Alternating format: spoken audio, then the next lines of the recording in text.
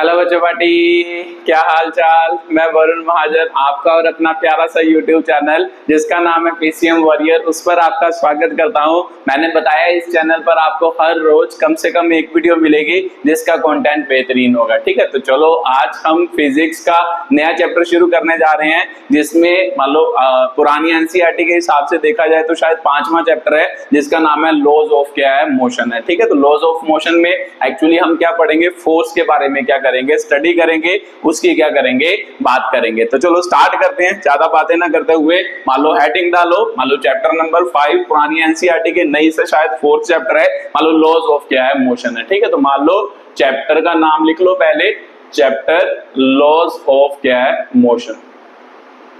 ठीक है, तो इसके बारे में बात करेंगे। तो इसके बारे में बात करने से पहले सबसे पहले थोड़ा बेसिक पे जाते हैं। मतलब जो मैंने आपको पीछे पढ़ाया था मैकेनिक्स, मैंने आपको काइनेमेटिक पढ़ाई। काइनेमेटिक के पहले मैंने कुछ डेफिनेशन आपको जनरल सी लिखाई थी। मैकेनिक्स क्या होता है, मैकेनिक्स की ब्रांचेस होती थी काइनेमेटिक, डायनामिक और क्या होती थी, स्टैटिक होती थी। ठीक है, तो काइनेमेटिक में हमने क्या पढ़ा है, काइनेमेटिक की अगर डेफिनेशन आपको याद हो, अगर आपने अच्छी तरीके से समझी हो, तो काइनेमेटिक का मतलब होता था कि भाई एक ब्रांच है, मान लो किसकी, मैकेनिक्स की ब्रांच है, जिसमें हम क्या पढ़ेंगे, मोशन ऑफ ए ऑब्जेक्ट के बारे में पढ़ेंगे कि ऑब्जेक्ट मूव कर रहा है, उसकी क्या क्या प्रॉपर्टी होती है, उसकी वेलोसिटी होती है, उसमें कुछ ना कुछ एक्सेलरेशन होती है, मान लो उसके बारे में पढ़ेंगे। बट उसका कारण क्या है उसके बारे में हम उसमें काइनेमेटिक में स्टडी नहीं करते थे ना। कोई ऑब्जेक्ट है वो क्यों मूव कर रहा है इसके बारे में हम बात नहीं करते थे। हम ये बात करते थे कि जब वो मूव करता है उसकी मान लो वेलोसिटी कितनी है, उसकी एक्सेलरेशन कितनी है, इन चीजों के बारे में बात हमने सभी क्या की, काइनेमेटिक्स में की। ठीक है, तो एक्चुअल में उसके बाद मैंने आपको पढ़ाया था कि भाई डायनामिक, तो डायनामिक क्या होता था, वो भी ब्रांच ऑफ क्या होता है, मैकेनिक्स होता है, जिसमें हम क्या पढ़ते थे, मान लो क्या, मान लो आपके मोशन के बारे में तो पढ़ना ही पढ़ना है कि क्यों, मतलब क्या वेलोसिटी है, क्या एक्सेलरेशन है, बट उस मोशन का कारण क्या है उसके बारे में भी हम क्या करते हैं, स्टडी करते हैं। तो एक्चुअल में वही ब्रांच जो है, मतलब उसका ही मान लो जो ब्रांच हमने डायनामिक्स पढ़ी थी, डायनामिक्स की डेफिनेशन पढ़ी थी, लॉज ऑफ मोशन में हम उसके बारे में क्या करेंगे, स्टडी करेंगे। तो आपको समझ आ गया होगा इसका मतलब लॉज ऑफ मोशन में क्या करेंगे, मान लो एक्चुअल में हम ये पढ़ेंगे कि ऑब्जेक्ट मूव क्यों करता है, ऑब्जेक्ट का मान लो मोशन हो रहा है ना, उसकी कुछ ना कुछ एक्सेलरेशन है, वेलोसिटी है, उसके बारे में तो बात करेंगे ही करेंगे, साथ में उसके कारण की बात करेंगे कि एक्चुअल में ऑब्जेक्ट जो है वो मूव कर रहा है, उसका मेन कारण क्या है। तो आपको पता ही होगा शायद, मान लो अगर आपको पता है तो अच्छी बात है, एक्चुअल में उसका कारण क्या होता है, फोर्स होता है। तो आपको पता ही है कि अगर किसी ऑब्जेक्ट के ऊपर आप मान लो पुश लगाते हो ना, फोर्स लगाते हो, तो वो क्या करता है, ऑब्जेक्ट मूव करना क्या करता है, शुरू करता है। तो भी सिंपल सी बात है कि भाई इनडायरेक्टली बात करें डायनामिक्स में, मान लो हम कॉज ऑफ मोशन भी पढ़ते थे कि उसका कारण क्या है, तो कारण उसका क्या होता है, फोर्स होता है। तो एक्चुअल में डायनामिक्स ब्रांच का ही एक आपका क्या है, चैप्टर है जिसका नाम है लॉज ऑफ मोशन। इसमें हम फोर्स के बारे में पढ़ेंगे कि भाई फोर्स कौन कौन सी होती है, कैसे लगती है, मान लो कैसे मोशन को चेंज करती है। ठीक है, ये सभी बातें क्या करेंगे, स्टडी करेंगे। ठीक है, तो अब आप समझ आया होगा एक्चुअल में ये वाला चैप्टर जो है वो डायनामिक्स का क्या है, पार्ट है, जिसमें हम मान लो फोर्स, मान लो मोशन के कारण के बारे में भी स्टडी करेंगे, जिसे हम क्या कहते हैं, फोर्स कहते हैं। तो सिंपल सी बात है, स्टार्ट करते हैं। सबसे पहली डेफिनेशन फोर्स ही है, तो फोर्स को स्टार्ट करते हैं कि भाई फोर्स क्या होता है, फिर उसको क्या करते हैं, एक्सप्लेन करते हैं। ठीक है, तो लिखते जाना साथ साथ में। मान लो क्या डेफिनेशन है, आज बिल्कुल इंट्रोडक्शन वाला चैप्टर है, मतलब इंट्रोडक्शन वाला लेक्चर है, इसमें सभी बेसिक चीजें, अगर बेसिक चीजें समझ आ गई तो इसका मतलब ये चैप्टर के न्यूमेरिकल तो आप क्या करोगे, अच्छे तरीके से कर लोगे। ठीक है, तो ये सभी बेसिक चीजें जो मैं आज समझाऊंगा इसको अच्छे तरीके से समझना है, क्योंकि ये बेस होता है, फाउंडेशन होती है, ये इस पर ही आपने इमारत क्या करनी है, खड़ी करनी है। अगर ये बेसिक चीजें आपके दिमाग में बैठ गई तो इसका मतलब ये चैप्टर क्या होगा, आसानी होगा, फिर इजीली आप चैप्टर से क्या कर सकते हो, डील कर सकते हो। ठीक है, तो साथ साथ में नोट्स बनाते जाना, डेफिनेशन मैं लिखता जाऊंगा, समझाता जाऊंगा, साथ साथ में नोट्स बनाते जाना। ठीक है, तो जल्दी जल्दी लिखो। Force is a push or pull that changes or tends to change the state of rest, state of uniform motion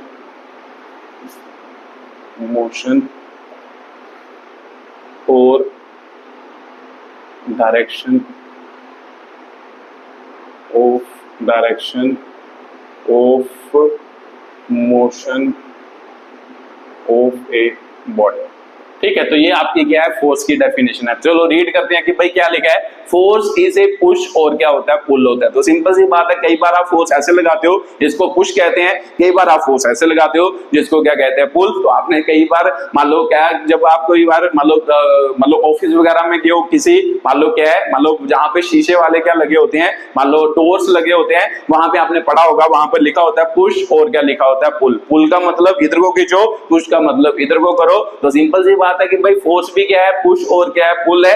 that changes, मतलब जहां तो वो क्या करेगी, फोर्स जो है मतलब एक पुश और पुल है जो चेंज करती है और tends to change. Tends to change का मतलब होता है चेंज करने की कोशिश करती है। फोर्स एक पुश या क्या है, पुल है, जो क्या किसी को मान लो चेंज कर सकती है या उसे चेंज करने की कोशिश करती है। किसको, the state of rest, state of uniform motion और डायरेक्शन ऑफ मोशन ऑफ क्या होगा, बॉडी होगा। तो बात समझ आई होगी कि भाई फोर्स एक्चुअल में क्या है, ये एक ऐसी चीज है, एक ऐसा पुश है या पुल है जो किसी मान लो ऑब्जेक्ट के मान लो मोशन को, मान लो यूनिफॉर्म मोशन को चेंज करने की कोशिश करता है या चेंज कर देता है, या उसकी स्टेट ऑफ रेस्ट को, मतलब अगर वो रेस्ट पे है उसको चेंज करने की कोशिश करता है या चेंज कर देता है, या उसकी डायरेक्शन को चेंज करने की कोशिश करता है या उसे चेंज कर देता है, उसे हम क्या कहते हैं, फोर्स कहते हैं। ठीक है, तो एग्जांपल से समझाओ सर। तो एग्जांपल आप समझ ही सकते हो। मान लो मैं आपके आगे दो पत्थर रख दूं, ठीक है, तो मान लो एक 50 किलो वाला पत्थर रख दो, एक मान लो बड़ा सा 50 किलो वाला एक कोई चीज रख दो, मान लो ऑब्जेक्ट रख दो, एक मान लो 700 किलो वाला ऑब्जेक्ट रख दो। तो सिंपल सी बात है, जब आप फोर्स लगाओगे 50 किलो वाले पर, शायद आप 50 किलो वाले पर फोर्स लगाओ तो आप उसको क्या कर दोगे, मूव कर दोगे। तो इसका मतलब आपने उस पर फोर्स लगाई, फोर्स लगाने के बाद उसका मोशन क्या होगा, उसकी स्टेट ऑफ रेस्ट क्या कर गई, चेंज कर गई। तो ये बात तो समझ आई। अगर 800 किलो वाला मान लो ऑब्जेक्ट है, उसके ऊपर आपने फोर्स लगाई तो आप उसको मूव नहीं कर पाए। तो इसका मतलब ये थोड़ा ना कि आपने उस पर फोर्स नहीं लगाई, आपने उस पर फोर्स लगाई, आपने उसकी स्टेट को चेंज करने की क्या की, कोशिश की। तो इसका मतलब फोर्स का मतलब क्या होता है, वो किसी ऑब्जेक्ट की स्टेट चेंज कर भी सकता है। जैसे पहले केस में आपने उसकी स्टेट चेंज कर दी, मान लो जब आपने फोर्स लगाई, दूसरे केस में आपने फोर्स तो लगाई बट उसकी स्टेट चेंज नहीं हुई। तो ध्यान से पढ़ो, यही लिखा है, फोर्स इज पुश और पुल दैट चेंजेस और टेंड्स टू चेंज। मतलब क्या है, या तो वो स्टेट को चेंज करेगा या चेंज करने की क्या करेगा, कोशिश करेगा। जरूरी नहीं हर बार क्या हो जाए, स्टेट क्या हो जाए, चेंज हो जाए। ठीक है, तो ये बात आपको समझ आई होगी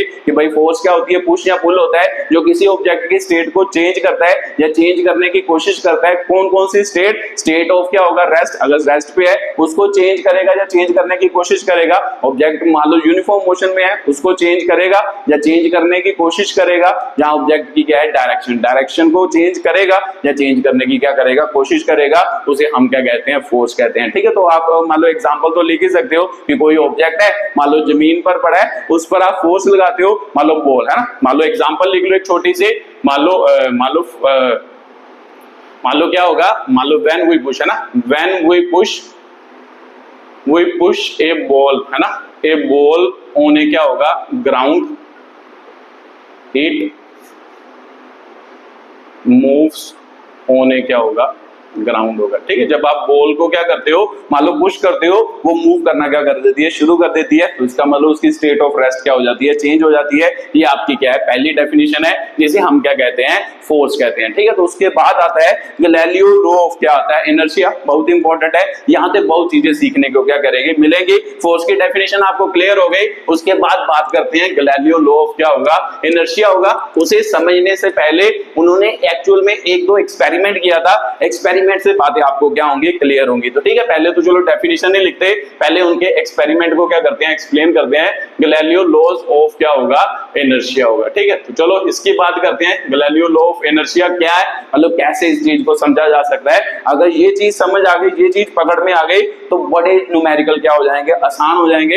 एक्चुअल में ये बेस है जहां से न्यूमेरिकल क्या होते हैं, स्टार्ट होते हैं। आपके दिमाग में ये चीज सेट हो गई तो आप न्यूमेरिकल में आसानी से उसके क्या कर लोगे, सॉल्व कर लोगे। कुछ डेरिवेशन भी इस कॉन्सेप्ट के क्या होती है, बिहाफ पे होती है। तो चलो शुरू करते हैं। जैसे पहला केस, मान लो 3 केस मैं समझाऊंगा, मतलब उन्होंने ही समझाए थे, गैलीलियो ने समझाए थे, वो तीनों केस मैं क्या करने जा रहा हूं, डिस्कस करने जा रहा हूं। तो सबसे पहले केस 1 अगर एक्सप्लेन करें, मान लो कि भाई कोई ऑब्जेक्ट है ना, मान लो ऑब्जेक्ट है, तो ये मान लो ये ऑब्जेक्ट है, मान लो आपको कहा जाए कि भाई ये ऑब्जेक्ट ना, ये बॉल ही ले लो, चलो एक बॉल है, मान लो एक बॉल है छोटी सी, ये क्या है, रेस्ट पे है ना, बॉल रेस्ट पे है। तो सिंपल सी बात है कि अगर बॉल रेस्ट पे है, अगर आप इस पे कोई भी फोर्स ना लगाओ, मैं कहूं कि भाई आपकी फोर्स की वैल्यू क्या है, 0 है, तो अगर आप कोई भी फोर्स ना लगाओगे तो फिर कभी बॉल मूव करेगी? तो आपका आंसर होगा सर नहीं करेगी, बॉल तो वहीं पे रहेगी। अगर बॉल पे कोई फोर्स ना लगाई जाए, बॉल जहां पर है वहीं पर क्या करती है, रहती है। तो सिंपल सी बात है कि भाई अगर आपने फोर्स नहीं लगाई, फोर्स की वैल्यू 0 हुई, तो बॉल अगर रेस्ट पे होगी तो वो क्या रहेगी, रेस्ट पे ही रहेगी। ठीक है, तो ये बात आपको क्लियर हुई होगी। मान लो दूसरा, अगर मान लो ये बॉल है, बॉल को इधर की तरफ मैं 5 न्यूटन फोर्स लाता हूं, इधर की तरफ मैं 5 न्यूटन फोर्स लाता हूं, तो पहले बॉल है तो एक्चुअल में रेस्ट पे। अब मैं आपको क्वेश्चन पूछूं कि तो बताओ कि बॉल किधर को क्या करेगी, मूव करेगी? तो आपका आंसर होगा सर बॉल तो फिर से मूव नहीं करेगी। भाई ये बात तो क्लियर है ना, क्योंकि हमें पता है कि एक्चुअल में फोर्स एक वेक्टर क्वांटिटी है, तो ये भी एक वेक्टर है, ये भी एक वेक्टर है। तो हमने पढ़ा तो है वेक्टर में कि जब वेक्टर मान लो क्या है, एक ही डायरेक्शन इधर होती है, मतलब सेम वेक्टर है ना, सेम वेक्टर, अगर 5 न्यूटन का वेक्टर इधर है तो 5 न्यूटन का वेक्टर इधर है, तो नेट फोर्स क्या होगी, नेट फोर्स तो 0 होगी, क्योंकि मुझे पता है कि भाई वेक्टर का मतलब क्या होता है कि भाई वेक्टर है ना, नेट है ना, एफ नेट लिख दें तो एफ नेट मान लो इसको F1 कह देते हैं, इसको क्या कह देते हैं, F2 कह देते हैं। तो सिंपल सी बात है सर, F1 वेक्टर प्लस क्या होगा, F2 वेक्टर होगा, तो फिर F net is equal to क्या होगा, F1 वेक्टर, मतलब इसकी तरफ कितनी फोर्स। तो आपने पढ़ाया था सर पीछे कि भाई जब भी वेक्टर क्या होते हैं, मान लो सेम डायरेक्शन में होते हैं या ऑपोजिट डायरेक्शन में होते हैं, वेक्टर को सीधा मैथ्स के अकॉर्डिंग हम प्लस माइनस कर सकते हैं। तो सिंपल सी बात है कि भाई ये वेक्टर इधर को है, ये वेक्टर इधर को है, तो ये भी आपको पता है कि भाई हमेशा वेक्टर में एक डायरेक्शन होती है, तो वेक्टर मतलब मैग्नीट्यूड और डायरेक्शन, अगर डायरेक्शन हो गई तो सिंपल सी बात है कि एक डायरेक्शन पॉजिटिव होती है, दूसरी डायरेक्शन को हम क्या लेते हैं, नेगेटिव। तो सिंपल सी बात है, अगर F1 की वैल्यू की जाए तो सर राइट साइड को हम पॉजिटिव लेते हैं, तो इसे प्लस 5 न्यूटन कहेंगे। तो इसकी बात की जाए F2, तो मेरे को पता है तो ये भी 5 न्यूटन, बट इसकी डायरेक्शन क्या है, इधर को है, तो इसीलिए हम इसे क्या लिखेंगे, -5 न्यूटन। तो सिंपल सी बात है, ऐड कर दो 5 - 5, तो इसका मतलब नेट फोर्स क्या हो गई, 0 हो गई। तो इसका मतलब सर नेट फोर्स जो है इस पर क्या है, 0 ही है। तो फिर ऑब्जेक्ट पर अगर नेट फोर्स 0 है, तो इसका मतलब आपने अगर भी किया भी होगा, अपने दोस्त को इधर से जितनी फोर्स पर खिंचाओ, उतनी फोर्स से उधर खिंचाओ, तो आपका दोस्त क्या जाएगा, ना तो उधर की तरफ जाएगा, ना इधर की तरफ क्या करेगा, मूव करेगा। तो सिंपल सी बात है कि अगर नेट फोर्स 0 है, तब भी ऑब्जेक्ट क्या रहता है, रेस्ट पे रहता है। क्या बोल रहे हो सर, एक बार फिर से रिपीट करना। जब मान लो एक ऑब्जेक्ट है, उसके आप नेट फोर्स, मान लो नेट फोर्स का मतलब जब आप इस डायरेक्शन में फोर्स लगा रहे हो, इस डायरेक्शन में फोर्स लगा रहे हो, दो ऑपोजिट डायरेक्शन में फोर्स लगा रहे हो, कि दोनों की तरफ की फोर्स की वैल्यू क्या होगी, अगर नेट क्या होगी, मतलब दोनों का वेक्टर एडिशन क्या होगा, 0 होगा, तब भी ऑब्जेक्ट मूव नहीं करेगा। अगर वो रेस्ट पे है, वो रेस्ट पे ही क्या करेगा, रहेगा। ठीक है, तो ये बात भी आपको क्लियर हो गई होगी। तो सर दूसरा केस भी मेरे को समझ आ गया कि अगर ऑब्जेक्ट पर नेट फोर्स क्या होगी, 0 होगी। ऑब्जेक्ट पर क्या होगी, नेट फोर्स है ना, नेट फोर्स 0 होगी, तो इसका मतलब ऑब्जेक्ट तब भी क्या रहेगा, रेस्ट पे ही रहेगा। तो सिंपल सी बात है सर, अगर नेट फोर्स 0 है तब भी रेस्ट पे है, अगर कोई फोर्स नहीं लगाई तब भी वो रेस्ट पे है। तो बार बार ये केस जरूर लिखना है। तो ये भी तो लिख सकते हैं, नेट फोर्स के अंदर क्या आ जाएगा, नेट फोर्स का मतलब है इसमें क्या आएगा, हाँ तो फोर्स लगा रहे हो तब भी वो रेस्ट पे है, अगर कोई फोर्स नहीं भी लगा रहे हो तब भी वो क्या है, रेस्ट पे है ना। नेट का मतलब क्या होता है, फोर्स की वैल्यू 0, अगर लग रही है तो उनका सम 0, अगर नहीं भी लग रही तब भी तो वो 0 होगा। तो इसीलिए मैं अब ये नहीं लिखूंगा, मैं हर बार क्या लिखूंगा, ये लिखूंगा कि जब भी किसी ऑब्जेक्ट पर नेट फोर्स 0 होगी, इसकी क्या करूंगा, बात करूंगा, क्योंकि नेट फोर्स 0 होने का मतलब है कि इस पर अगर आप फोर्स लगा रहे हो तो वो वाला केस भी होगा, अगर आप इस पर कोई भी फोर्स नहीं लगा रहे वो वाला केस भी इसके अंदर क्या होगा, प्रेजेंट होगा। अगर आप F = 0 लिखते हो तो इसका मतलब होता है कि आप मान लो फोर्स को मान रहे हो 0 है ना, फोर्स को मान रहे हो 0, तो जरूरी थोड़ा ना कि भाई फोर्स हमेशा 0 ही होती है, कई बार नेट फोर्स भी क्या होती है, 0। तो इसका मतलब जब भी आप फोर्सेस की बात करते हो, आप F मतलब फोर्स की बात नहीं करते, आप हमेशा नेट फोर्स की क्या करते हो, बात करते हो। ये दिमाग में बैठा लो कि भाई नेट फोर्स, अब हम नेट फोर्स की बात करेंगे तो नेट फोर्स का मतलब मेरे को समझ आ गया कि अगर है ना, नेट फोर्स का मतलब समझ आ गया, अगर फोर्सेस हैं है ना, अगर फोर्सेस हैं तब भी वह 0 है ना, 0 है, इसका मतलब ये है ना, अगर फोर्सेस हैं तब भी वह 0 है, और या फिर कोई भी फोर्स नहीं लग रही, कोई भी फोर्स नहीं लग रही। तो इसका मतलब मैं जब भी अब बात करूंगा लग रही है, जब भी कभी बात करूंगा तो इसका मतलब इसकी बात करूंगा कि नेट फोर्स क्या है, जीरो है। नेट फोर्स जीरो का मतलब अगर कोई फोर्सेस लग रही हैं तब भी उसका आंसर क्या है, जीरो है ना। F net is equal to zero, या फिर उस पर कोई भी फोर्स नहीं लग रही। ये क्या है, पहला केस है। ठीक है, तो उसके बाद दूसरा केस उन्होंने क्या डिस्कस किया, उन्होंने दूसरा केस ये लिया। मान लो कैसे, मान लो एक फिर से बॉल दी, अब बॉल दी तो बॉल को उन्होंने क्या किया, पहले इस पर एक फोर्स लगाई, इस पर क्या लगाई, एक फोर्स लगाई। तो यहाँ पे उन्होंने एक सरफेस लिया ना, एक सरफेस लिया जो फ्रिक्शन लेस क्या था, सरफेस था। तो अगर ये क्या होता है, फ्रिक्शन लेस सरफेस। शायद आपने छोटी क्लासेस में पढ़ा हो कि भाई फ्रिक्शन फोर्स क्या होती है, तो नहीं पता तो मैं एक्सप्लेन थोड़ा सा कर देता हूं, बाकी इसका आगे पूरी तरह डिस्कस करेंगे। ये तो पूरा चैप्टर ही आपका फ्रिक्शन टॉपिक है एक, जिसमें आपको अच्छे तरीके से फ्रिक्शन के बारे में पढ़ाया जाएगा। बट अभी थोड़ा सा बस थोड़ा समय नहीं है, तो इसीलिए मान लो थोड़ा सा फील लेना है, तो इसीलिए मैं थोड़ा सा समझा देता हूं कि एक्चुअल में जब भी कभी कोई ऑब्जेक्ट है ना, जब भी कभी कोई ऑब्जेक्ट, जैसे ये है, ये मान लो ग्राउंड है, अगर मान लो क्या है, ग्राउंड पर, ग्राउंड मतलब रेस्ट पे है, अगर ऑब्जेक्ट इधर को मूव करना शुरू करे, अगर इस पर क्या होगा, फ्रिक्शन होगा। फ्रिक्शन मतलब यहाँ पे क्या होगा, मान लो ये सरफेस क्या होगा, खुरदरा होगा। तो जो सरफेस खुरदरे होते हैं तो उसको मान लो क्या कहते हैं, फ्रिक्शनल सरफेस कहते हैं। तो जब भी कभी कोई सरफेस अगर क्या होगा, खुरदरा होगा, तो सिंपल सी बात है कि जब मान लो कोई ऑब्जेक्ट उस पर मूव करने की कोशिश करता है, जैसे मान लो ग्राउंड पर आप किसी चीज को मूव करने की क्या करते हो, कोशिश करते हो, हमेशा क्या होता है कि भाई जब भी कोई बॉडी किसी दूसरे सरफेस पे मूव करने की कोशिश करता है, तो दूसरा सरफेस जो होता है वो उसके मोशन को क्या करता है, अपोज करता है। उसके मोशन को क्या करता है, अपोज करता है। हमेशा मान लो एक सरफेस दूसरे सरफेस को, जब भी वो आपस में मोशन में होंगे, वो एक दूसरे को क्या करेंगे, अपोज करेंगे। तो सिंपल सी बात है कि अगर मान लो ये इधर की तरफ मूव कर रहा है, तो ये वाला सरफेस इसके उल्टी डायरेक्शन में क्या लगाएगा, फोर्स लगाएगा, जिसे हम क्या कहते हैं, फ्रिक्शनल क्या कहते हैं, फोर्स कहते हैं। तो सिंपल सी बात है, एक्चुअल में क्या कर रहा है, ये ऑब्जेक्ट है ना, इधर को मूव कर रहा है, तो ये सरफेस इसके मोशन को क्या कर रहा है, अपोज कर रहा है। तो जब भी दो सरफेस में रिलेटिव मोशन होता है, रिलेटिव मोशन मान लो एक दूसरे पर वो मूव कर रहे होते हैं, वो हमेशा एक दूसरे के मोशन को क्या करते हैं, अपोज करते हैं। जैसे ग्राउंड तो रेस्ट पे है, तो ग्राउंड इसके मोशन को अपोज करने की कोशिश कर रहा, वो इसको हमेशा रेस्ट में लाने की क्या कर रहा, कोशिश कर रहा। तो अगर उसने इसको रेस्ट पे लाना है, तो उसकी उल्टी डायरेक्शन में क्या लगाएगा, फोर्स लगाएगा, जिसे हम क्या कहते हैं, फोर्स ऑफ क्या कहते हैं, फ्रिक्शन कहते हैं। ठीक है, तो चलो बात समझ आ गई कि भाई हमेशा जब भी कभी कोई ऑब्जेक्ट मान लो क्या है कि भाई दूसरे सरफेस पे मूव करने की कोशिश करेगा या मूव करेगा, उसकी उल्टी डायरेक्शन में एक फोर्स एक्ट करती है, ऑपोजिट डायरेक्शन में ना एक फोर्स एक्ट करती है, जिसे हम क्या कहते हैं, फोर्स ऑफ क्या कहते हैं, मतलब फ्रिक्शन कहते हैं। उसके मोशन को अपोज करने की क्या करती है, कोशिश करती है। ठीक है, तो सर मेरे को बात क्लियर हो गई। बट हमने क्या माना है, फ्रिक्शनलेस सरफेस। मतलब आइडियली ये चीज पॉसिबल नहीं है, बट उन्होंने माना कि भाई एक फ्रिक्शनलेस क्या है, सरफेस। तो फ्रिक्शनलेस मतलब हमने सरफेस को क्या कर दिया, बहुत ज्यादा क्या कर दिया, स्मूथ कर दिया। मान लो उस पर हमने वैक्सीन कर दिया ना, मतलब वैक्सीन यहाँ पे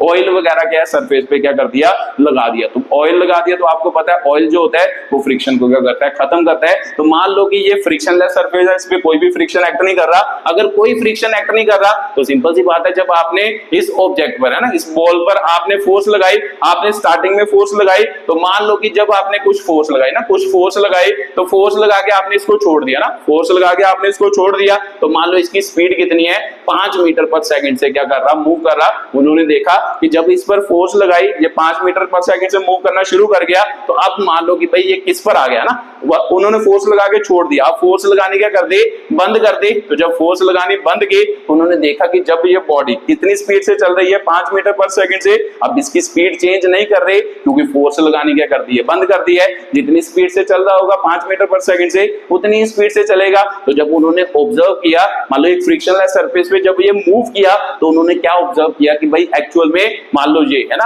अगर मान लो 1 सेकंड बाद देखा गया उसकी speed 5 metre per second, 2 second बाद देखा गया तब भी उसकी स्पीड कितनी थी, 5 मीटर पर सेकंड, 3 सेकंड बाद देखा गया तब भी उसकी स्पीड कितनी थी, 5 मीटर पर सेकंड। तो इसका मतलब यहां से आपको समझ के आया कि जब भी ऑब्जेक्ट एक मान लो क्या, अब मैं पहले चलो समझ के आया, वो तो बाद में बात करते हैं। जब ये बॉल इधर को मूव किए, ये सरफेस क्या है, फ्रिक्शनलेस है। ये सरफेस क्या है, फ्रिक्शनलेस है। अब मैं आपको पूछूं कि भाई बताओ इस पर कोई फोर्स लग रही है, तो आपका आंसर होगा सर पहले तो आपने फोर्स लगाई, बट फोर्स लगा के बंद कर दे, अब इस पे कोई फोर्स लग रही है, इस डायरेक्शन में कोई फोर्स लग रही है, तो आपका आंसर होगा सर इस डायरेक्शन में कोई भी फोर्स नहीं लग रही। तो अगर इस डायरेक्शन में कोई फोर्स नहीं लग रही, उसके बाद इसको उल्टी डायरेक्शन में देख लेते हैं, इस डायरेक्शन में कोई फोर्स लग रही है, तो इस डायरेक्शन में सर आपने माना है फ्रिक्शनलेस सरफेस, तो फ्रिक्शनलेस पर फ्रिक्शनलेस सरफेस का मतलब होता है जो फ्रिक्शनल फोर्स एक्ट नहीं करेगी, तो ये जब मूव करेगा तो इसका मतलब ये वाला सरफेस इधर की डायरेक्शन को कोई भी फोर्स नहीं लगाएगा। तो जब मतलब फोर्स ना हो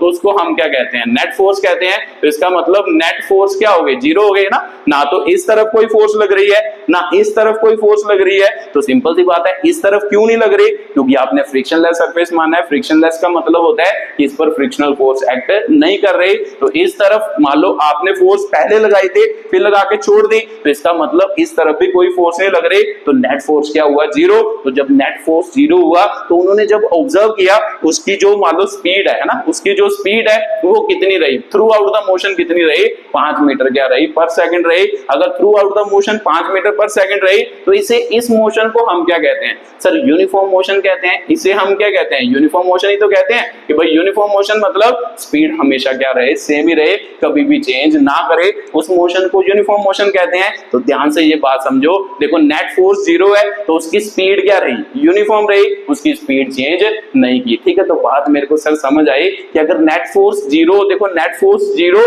तो इसका मतलब ऑब्जेक्ट रेस्ट पे है, तो इसका मतलब वो रेस्ट पे ही रहा, वो चेंज नहीं किया। अगर देखो कि भाई मान लो नेट फोर्स जीरो है, नेट फोर्स जीरो है तो ऑब्जेक्ट अगर यूनिफॉर्म मोशन कर रहा तो वो क्या करता रहेगा, यूनिफॉर्म मोशन ही करता रहेगा। अगर इस पे नेट फोर्स जीरो है, ना तो इस तरफ कोई फोर्स है ना इस तरफ कोई फोर्स है, तो इसका मतलब अगर ऑब्जेक्ट 5 मीटर पर सेकंड से चलता जा रहा तो वो 5 मीटर पर सेकंड से ही चलता जाएगा, उस पर कोई भी असर नहीं होगा, वो अपने मोशन को क्या रखेगा, कंटिन्यूअस रखेगा, वो कभी भी अपने मोशन को चेंज नहीं करेगा। ठीक है, तो यहां से ये बात समझ आ रही है, अगर नेट फोर्स जीरो हो गई तो यूनिफॉर्म मोशन कर रहा है कोई ऑब्जेक्ट, जिसका मतलब वो यूनिफॉर्म मोशन ही करता रहेगा। अगर नेट फोर्स जीरो है, अगर ऑब्जेक्ट रेस्ट पे है, तो देखो रेस्ट पे था तो रेस्ट पे था तो वो रेस्ट पे ही क्या करेगा, रहेगा। ठीक है, तो ये दो केस तो मेरे को समझ आ गए।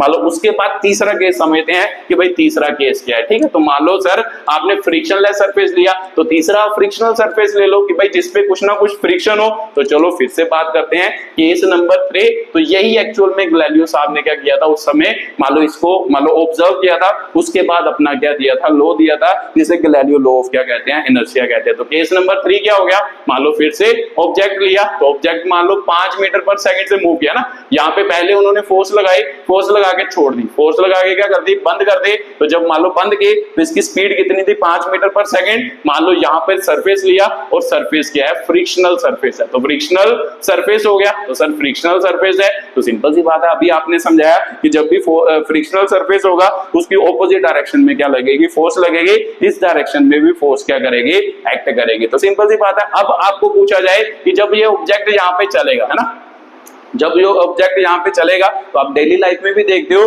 कि जैसे अपने घर है ना, घर आप बॉल को छोड़ते हो तो आप उस पर कोई फोर्स लगाते हो, तो आपका आंसर होगा सर कोई फोर्स नहीं लगाते। तो देखते हो कि कुछ टाइम बाद उसकी मान लो वो जो मान लो बॉल होती है वो कुछ टाइम बाद कुछ डिस्टेंस चलने के बाद रेस्ट पे आ जाती है। ये तो ऑब्जर्व करते ही हो। तो यहाँ पर भी यही है, अगर आपने फोर्स लगाना बंद कर दे तो मैं पूछूं कि भाई इस डायरेक्शन में कोई फोर्स है, तो आपका आंसर होगा सर इस डायरेक्शन में तो कोई फोर्स नहीं है। अगर मैं पूछूं कि भाई इस डायरेक्शन में फोर्स है, तो आपका आंसर होगा सर इस डायरेक्शन में अब एक फोर्स लग रही है, जिसे हम क्या कहते हैं, फोर्स ऑफ फ्रिक्शन। क्योंकि हमेशा जब किसी सरफेस पे दूसरी ऑब्जेक्ट मूव करने की कोशिश करता है या मूव करता है, उसकी ऑपोजिट डायरेक्शन में एक फोर्स एक्ट करती है, जिसे हम फ्रिक्शन फोर्स कहते हैं। तो सिंपल सी बात है सर, इधर फ्रिक्शनल फोर्स हो गई, अगर फ्रिक्शनल फोर्स हो गई तो फिर मैं आपको पूछूं कि भाई नेट फोर्स है, तो आपका आंसर होगा हाँ सर नेट फोर्स है। अब नेट फोर्स है किस डायरेक्शन में, इस डायरेक्शन में। तो ध्यान से देखो कि भाई आपने ऑब्जर्व अपने घर में भी किया होगा, जब आप छोड़ते हो तो उसकी वेलोसिटी कंटिन्यूअसली कम होती जाती है।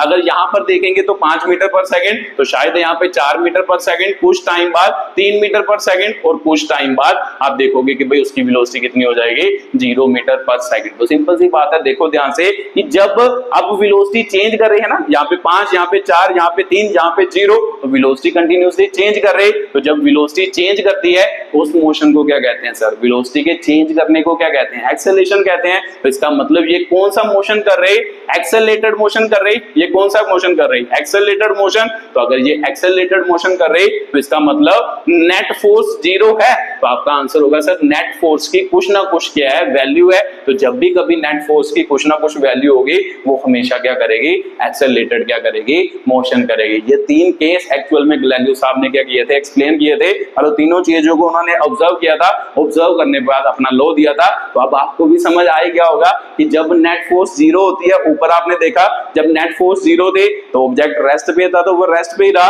अगर नेट फोर्स जीरो है, ऑब्जेक्ट यूनिफॉर्म मोशन कर रहा था तो वो यूनिफॉर्म मोशन करता ही रहा। तो अगर नेट फोर्स की कुछ ना कुछ वैल्यू है तो उसका मोशन क्या होगा, एक्सेलरेटेड होगा। तो एक्सेलरेटेड का मतलब जरूरी नहीं होता कि भाई स्पीड बढ़े तब भी एक्सेलरेटेड मोशन होता है, ये मैंने पीछे समझाया। स्पीड घटे तब भी क्या होता है, एक्सेलरेटेड मोशन। तो सिंपल सी बात है सर, इसका मतलब जब भी कभी नेट फोर्स लगती है तभी ऑब्जेक्ट एक्सेलरेटेड मोशन करता है। जब नेट फोर्स की वैल्यू क्या होती है, जीरो होती है, ऑब्जेक्ट या तो यूनिफॉर्म मोशन करेगा, तो या फिर अगर यूनिफॉर्म मोशन कर रहा होगा तो यूनिफॉर्म मोशन करेगा, अगर वो रेस्ट पे होगा तो वो रेस्ट पे ही क्या करेगा, रहेगा। ठीक है, तो यहां से आपको ये फीलिंग आई होगी कि भाई क्या मतलब बोला उन्होंने, तो क्या इसके मतलब क्या मतलब है। तो इसको ही अब हम लिखते हैं, इसे ही हम क्या कहते हैं, गैलीलियो लॉ। तो गैलीलियो साहब ने यही एक्सप्लेन किया था। ठीक है, तो ये बात मैंने अच्छे तरीके से आपको समझाई है, ये बात याद रखना क्योंकि ये बहुत जगह पर क्या होगी, यूज होगी। बॉडी लिख लो जल्दी जल्दी। A body does not change its state of rest or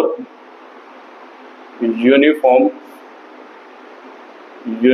or state of rest or uniform motion unless an net external force, net force भी लिख सकते हो, unless an external net force और net external force है ना, net external force act on it। ठीक है, ये आपका क्या है, गैलीलियो लॉ है कि body does not change its state of rest और uniform motion unless an net force और net external force act on क्या होगा, इट होगा। तो यही गैलीलियो साहब ने किया।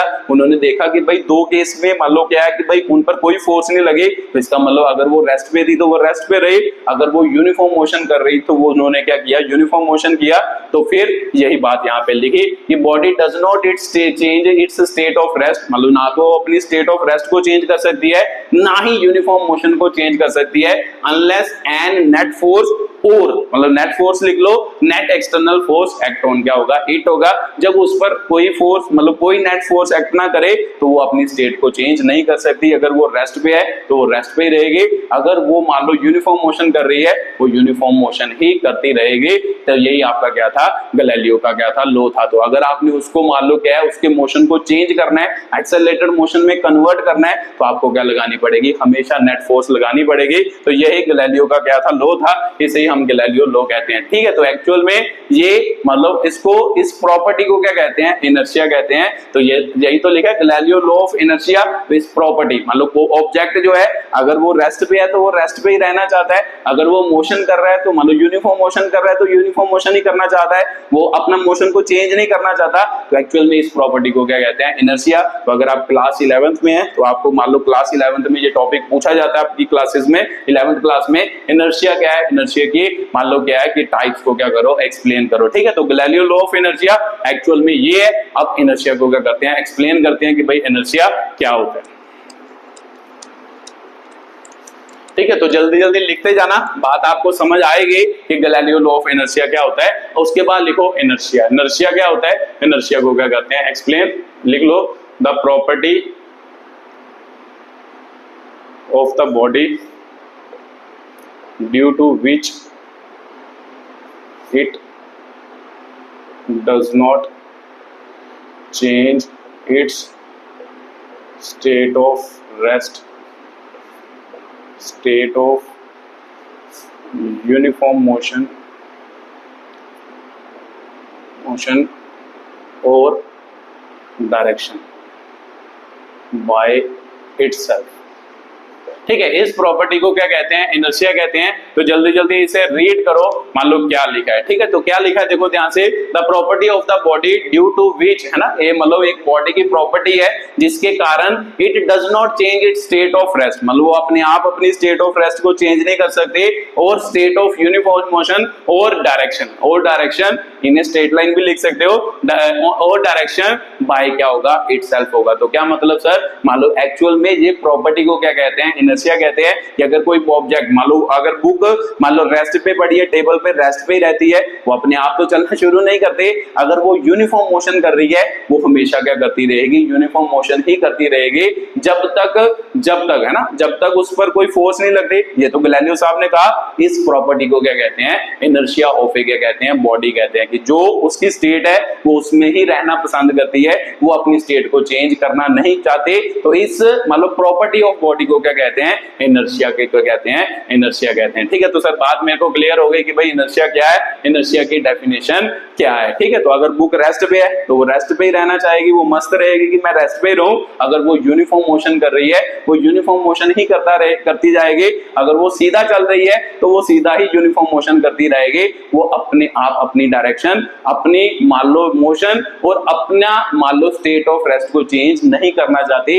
इसी प्रॉपर्टी को क्या कहते हैं, इनर्शिया कहते हैं। तो सिंपल सी बात है सर, इनर्शिया मेरे को जहां से समझ आ रहा है, इनर्शिया तीन टाइप का हो सकता है, एक स्टेट ऑफ रेस्ट वाला इनर्शिया हो सकता है, एक स्टेट ऑफ यूनिफॉर्म मोशन वाला इनर्शिया हो सकता है, एक डायरेक्शन वाला क्या हो सकता है, इनर्शिया। तो आप सही सोच रहे हो कि भाई एक्चुअल में इनर्शिया तीन टाइप का होता है, जिसे हम इनर्शिया ऑफ रेस्ट कहते हैं, इनर्शिया ऑफ मोशन कहते हैं, और इनर्शिया ऑफ क्या कहते हैं, डायरेक्शन कहते हैं। अब तीनों को क्या करेंगे, वन बाय वन क्या करेंगे, एक्सप्लेन करेंगे। ठीक है, तो बात आपको समझ आई होगी कि भाई इनर्शिया क्या क्या मतलब है ना। इनर्शिया का मतलब प्रॉपर्टी, मतलब बॉडी की प्रॉपर्टी जिसकी वजह से वो अपनी स्टेट ऑफ रेस्ट और स्टेट ऑफ यूनिफॉर्म मोशन और डायरेक्शन को चेंज नहीं करना चाहते। इस प्रॉपर्टी को क्या कहते हैं, इनर्शिया कहते हैं। ठीक है, तो आगे लिखो टाइप्स ऑफ क्या होगा, टाइप्स ऑफ इनर्शिया। तो सबसे पहले क्या होगा, मान लो इनर्शिया ऑफ रेस्ट लिख लो, है ना, इनर्शिया ऑफ क्या होगा, रेस्ट होगा। ठीक है, तो लिखो जल्दी जल्दी डेफिनेशन, इट इज इनएबिलिटी, है ना, इनएबिलिटी ऑफ बॉडी, या सीधा लिख लो inability of a body, it is ना लिखो, inability of a body to change its state of rest by itself is called inertia of rest। ठीक है, तो ये आपकी क्या है, मान लो इनर्शिया ऑफ रेस्ट की डेफिनेशन है। क्या मतलब, मान लो अगर कोई बॉडी रेस्ट पे है तो उसकी इनएबिलिटी है, मतलब वो खुद चलना स्टार्ट नहीं कर सकती, वो अगर रेस्ट पे होगी वो हमेशा क्या रहेगी, रेस्ट पर ही रहेगी जब तक आप उस पर कोई फोर्स नहीं लगाते। तो इस प्रॉपर्टी ऑफ बॉडी को क्या कहते हैं, इनर्शिया ऑफ क्या कहते हैं, रेस्ट कहते हैं। मतलब क्या, अगर मान लो कोई बॉडी रेस्ट पे है तो वो हमेशा क्या रहेगी, रेस्ट पे ही रहेगा, उसकी ये एबिलिटी नहीं है कि वो खुद चलना क्या कर दे, स्टार्ट कर दे, वो रेस्ट पे है तो वो हमेशा क्या रहेगी, रेस्ट पे। इस प्रॉपर्टी ऑफ बॉडी को हम क्या कहते हैं, इनर्शिया ऑफ क्या कहते हैं, रेस्ट कहते हैं। ठीक है, तो सर बात मेरे को क्लियर हो गई कि इनर्शिया ऑफ रेस्ट का मतलब अगर वो रेस्ट पे है तो वो अपने आप चलना कभी शुरू नहीं करेगी, यही प्रॉपर्टी को हम क्या कहते हैं, इनर्शिया ऑफ क्या कहते हैं, रेस्ट कहते हैं। तो एक्चुअल में आपने इसकी एग्जांपल मतलब सुनी होंगी, बहुत एग्जांपल है, तो एक मैं बहुत फेमस एग्जांपल इसकी एक्सप्लेन करता हूं कि भाई क्या होता है। जैसे मान लो एकदम बस चलना क्या हो जाए, स्टार्ट हो जाए, बस चलना स्टार्ट हो जाए, या घोड़े पर कोई बैठा है, घोड़ा मतलब एकदम चल पड़े, तो आपने देखा होगा कि भाई जो मान लो बंदा है या जो भी पर्सन है जो उस पर बैठा है वो पीछे की तरफ क्या करता है, गिरता है। उसका कारण क्या है, उसका कारण यही है जिसे हम क्या कहते हैं, इनर्शिया ऑफ क्या कहते हैं, रेस्ट कहते हैं। ठीक है, तो लिख लो जल्दी जल्दी, व्हेन, है ना, व्हेन सडनली फोर्स और बस और ट्रेन starts, the person मान लो क्या है, put backward, put ना लिखो या fall लिखो, person fall backward direction due to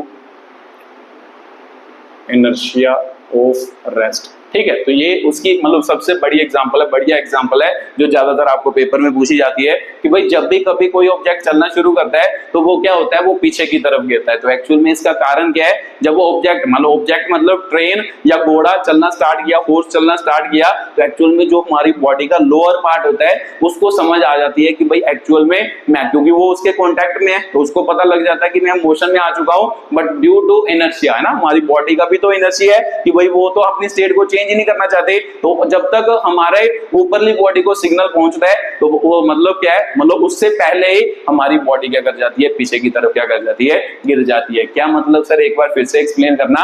actual में जब भी मान लो कोई ऑब्जेक्ट चलना शुरू करता है, हमारी बॉडी के लोअर पार्ट को समझ आ जाता है कि एक्चुअल में मान लो हम मोशन में आ चुके हैं, बट अपर पार्ट को समझ नहीं आता और मतलब उसको टाइम चाहिए होता है कि समझने के लिए कि भाई हम मोशन में आ चुके हैं। तो एकदम कोई चीज चले तो टाइम तो लगभग 0 के बराबर, टाइम तो बहुत कम है। तो जब टाइम कम हो, एकदम कोई चीज चले, तो मान लो ऊपर वाले पार्ट को अभी समझ नहीं आता कि भाई एक्चुअल में हम मोशन में आ चुके हैं, तो इसी वजह से मान लो नीचे वाला पार्ट आगे की तरफ चला जाता है, ऊपर वाला पार्ट वही रहना पसंद करता है, तो ये आगे चला गया, तो एक्चुअल में ये किधर को जाएगा, पीछे की तरफ क्या कर जाएगा, गिर जाएगा। ठीक है, तो इसे ही हम क्या कहते हैं, इनर्शिया ऑफ क्या कहते हैं, रेस्ट। ये इनर्शिया ऑफ रेस्ट की क्या है, डेफिनेशन है या एग्जांपल है। और भी बड़ी एग्जांपल होती है, कंबल को यो है ना, ब्लैंकेट को आप अगर मान लो स्टिक के साथ मान लो करते हो, मारते हो, तो देखते हो कि उसमें पार्टिकल्स क्या निकलते हैं, बाहर निकलते हैं। इनर्शिया ऑफ रेस्ट की एग्जांपल है कोई टहनी, है ना, पेड़ पर मान लो आम लगे, आम खाने के शौकीन हो तो टहनी को हिलाओ, तो टहनी को हिलाते हो तो देखते हो एकदम हिलाते हो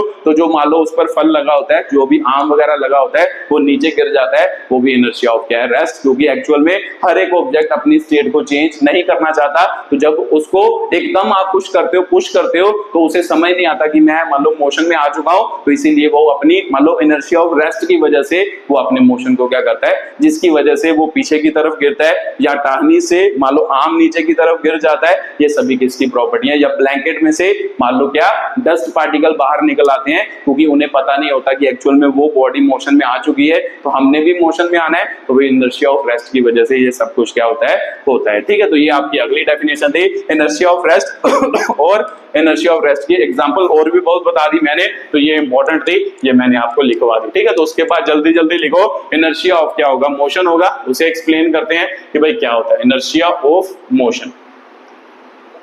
ठीक है, ये भी लिख लो, inability of a body to change its state of uniform motion, है ना, state of uniform motion in a straight line by itself. मान लो अपने आप कोई भी बॉडी अपना यूनिफॉर्म मोशन जो है वो उसको नहीं छोड़ सकती। अगर वो मान लो कांस्टेंट मोशन से चल रही है, यूनिफॉर्म मोशन से चल रही है, वो यूनिफॉर्म मोशन से ही चलती जाएगी जब तक मान लो क्या है, मान लो इस प्रॉपर्टी को हम क्या कहते हैं, इनर्शिया ऑफ क्या कहते हैं, मोशन कहते हैं। तो सिंपल सी बात है सर, मुझे पता चल गया कि जब कोई बॉडी चल रही है, मान लो अगर वो मान लो चल रही है कॉन्स्टेंटली, मान लो यूनिफॉर्म मोशन में चल रही है। अभी आपने गैलीलियो साहब का लॉ समझाया, उसमें आपने बताया कि जब उस पर फोर्स नहीं लग रही, तो इसका मतलब अगर वो रेस्ट पे है तो वो रेस्ट पे रहेगी, अगर वो यूनिफॉर्म मोशन कर रही है तो वो यूनिफॉर्म मोशन ही करती रहेगी। तो अगर वो यूनिफॉर्म मोशन कर रही है तो वो हमेशा क्या करती रहेगी, यूनिफॉर्म मोशन ही करती रहेगी। इस प्रॉपर्टी है ना, मतलब अपने मोशन को नहीं चेंज कर पाने की प्रॉपर्टी को हम क्या कहते हैं, इनर्शिया ऑफ क्या कहते हैं, मोशन कहते हैं। ठीक है, तो ये भी बात आपको समझ आ गई होगी, इनर्शिया ऑफ मोशन। तो इसकी भी बहुत फेमस एग्जांपल है, दो एग्जांपल आपने सुनी होगी कभी ना कभी, कि जब आप मालूम मोशन में होते हो, एकदम मालूम बस ड्राइवर बस को ब्रेक लगा दे, तो आप क्या करते हो, पहले तो आपकी पीछे की तरफ गिरते थे, अब जब ब्रेक लगाता है आप किधर को गिरते हो, आगे की तरफ क्या करते हो, गिरते हो। तो ये भी आपकी क्या है, मतलब इनर्शिया ऑफ मोशन की क्या है, एग्जांपल है। तो लिख लो ये एग्जांपल एक, बाकी आप खुद मान लो क्या है, देख सकते हो कि भाई ऐसी एग्जांपल बहुत होती है। ठीक है, मान लो है ना, व्हेन, है ना, व्हेन ड्राइवर ऑफ बस suddenly apply brake, person sit inside क्या मान लो fall in forward direction due to inertia of motion, of motion. ठीक है, तो ये आपकी क्या है, अगली डेफिनेशन है। ठीक है, तो आपको समझ आया होगा, ये भी वही है कि जब आप मोशन में हो तो सारी बॉडी को पता है कि हम मोशन में है, तो एकदम जब ब्रेक अप्लाई करता है तो लोअर पार्ट के बॉडी को समझ आ जाता है कि मैं रेस्ट पे आ चुका हूं, अपर पार्ट को अभी समझ नहीं आया कि मैं रेस्ट पे आ चुका हूं। तो जब वो मान लो लोअर पार्ट हमारा क्या होता है, रेस्ट पे आता है, अपर पार्ट अपने मोशन को कंटिन्यूस रखना चाहता है, तो जब वो कंटिन्यूस रखना चाहता है तो लोअर पार्ट वहीं पर रहता है और अपर पार्ट आगे की तरफ क्या कर जाता है, मूव कर जाता है, जिसकी वजह से कई बार सीट पर भी हमारा माथा बच जाता है ना, फोरहेड हमारा क्या करता है, स्ट्राइक करता है मान लो बस के मान लो आगे सीट की तरफ। तो यही क्या है, इनर्शिया ऑफ क्या है, मोशन है, क्योंकि लोअर पार्ट को समझ आ गया, अपर पार्ट को समझ नहीं आया, तो जिसकी वजह से मान लो क्या है, ये चीज होती है। ठीक है, तो इसे इनर्शिया ऑफ क्या कहते हैं, मोशन। मान लो ये भी आपने बहुत एग्जांपल मतलब सुनी होंगे कि बस में अगर मान लो चलती बस होती है, आप आगे की तरफ छलांग लगाते हो तो आप देखा होगा कि आप आगे की तरफ गिरते हो, है ना, आगे की तरफ गिरते हो अगर आपका बॉडी बैलेंस सही ना हो, मतलब कोई भी चीज चलती हो उसमें से अगर आप बाहर निकलने की कोशिश करते हो, आप हमेशा आगे की तरफ क्या करते हो, गिरते हो। उसका कारण भी क्या है, इनर्शिया ऑफ क्या है, मोशन है। ठीक है, तो ये उसकी एग्जांपल हो गई, ये उसका क्या है, मान लो एक्सप्लेनेशन है। तो चलो एक लास्ट टाइप रह गई जिसे हम क्या कहते हैं, इनर्शिया ऑफ क्या कहते हैं, डायरेक्शन। उसे भी लिख लो जल्दी जल्दी, फिर आगे की क्या करते हैं, बात करते हैं। ठीक है, तो अगला टॉपिक क्या है, इनर्शिया ऑफ क्या है, डायरेक्शन। तो इसको लिख लो जल्दी जल्दी कि भाई क्या होता है, inability of body to change its direction by itself। ठीक है, अपने आप अपनी डायरेक्शन को चेंज ना कर पाना, उसे हम क्या कहते हैं, इनर्शिया ऑफ डायरेक्शन। कि कोई बॉडी है वो अपनी डायरेक्शन खुद चेंज ना कर पाए, है ना, खुद चेंज ना कर पाए, उसे हम क्या कहते हैं, इनर्शिया ऑफ क्या कहते हैं, डायरेक्शन। ये भी आपने देखा होगा कई बार कि एकदम, है ना, एकदम बस ड्राइवर जो वो एकदम कोई कर्व टर्न लो, है ना, एकदम मोड़ आए, मोड़ पर ऐसा टर्न ले, तो क्या होता है कि आप जब बैठे होते हो आपका सिर जो होता है वो बारी के साथ क्या करता है, स्ट्राइक करता है। उसका कारण भी क्या है, क्योंकि आपके लोअर पार्ट को समझ आ गया कि आपकी डायरेक्शन चेंज हो गई, अपर बॉडी को समझ नहीं आया कि भाई हमारी डायरेक्शन चेंज हो गई, वो उसी डायरेक्शन में रहना चाहती हैं, तो इसीलिए उसी डायरेक्शन में जब जाती हैं तो आपका सिर बारी के साथ क्या करता है, स्ट्राइक करता है। ठीक है, तो ये आपकी अगली एग्जांपल है। तो ये भी आप लिख सकते हो कि भाई क्या, मान लो ये वाली एग्जांपल है ना, मान लो लिख लो, मान लो एग्जांपल क्या है, मान लो व्हेन, है ना, व्हेन ए कार टेक्स, है ना, when a car takes sudden curve, the person sit inside, strike with, move with, या moves इन आउटवर्ड डायरेक्शन, है ना, आउटवर्ड डायरेक्शन। हाँ, ये आपका क्या हो गया, इनर्शिया ऑफ क्या हो गया, डायरेक्शन हो गया। इनर्शिया ऑफ डायरेक्शन की क्या हो गई डेफिनेशन, कि जब मान लो एकदम कोई चीज कर्व लेती है, मतलब मोड़ काटती है, कोई कार या बस, तो आपका लोअर पार्ट को समझ आता है कि भाई हमारी डायरेक्शन चेंज हो चुकी है, अपर पार्ट को समझ नहीं आता, इसीलिए अपर पार्ट जो होता है वो उसी डायरेक्शन में रहना चाहता है। तो जब उसी डायरेक्शन में रहना चाहता है, वो किसके साथ स्ट्राइक करता है, फिर विंडो के साथ। आपने देखा होगा कि सिर आपका क्या बजता है, विंडो के साथ बजता है। तो ये किसका कारण है, इनर्शिया ऑफ मान लो डायरेक्शन का कारण है। तो एक बहुत फेमस एग्जांपल है मड गार्ड वाली, कि भाई एक्चुअल में टायर, है ना, जब टायर चलता है तो आगे पीछे अगर मान लो मड गार्ड ना लगाओ ना, गार्ड ना लगाओ, तो वो सारा कीचड़ जो होता है वो पीछे की तरफ आपके मान लो पीठ के पड़ जाता है। इसीलिए उसे कम करने के लिए मान लो क्या है ना, इसको रिमूव करने के लिए पीछे क्या लगाया जाता है, मड गार्ड लगाया जाता है। एक्चुअल में वो क्या करता है, उसको मान लो जो कीचड़ होता है वो कीचड़ को अपने अंदर ही क्या कर लेता है, रोक लेता है, ताकि आपकी जो मान लो पीठ है ना वो गंदी ना हो, है ना। ये भी किसकी एग्जांपल है, इनर्शिया ऑफ डायरेक्शन की क्या है, एग्जांपल है।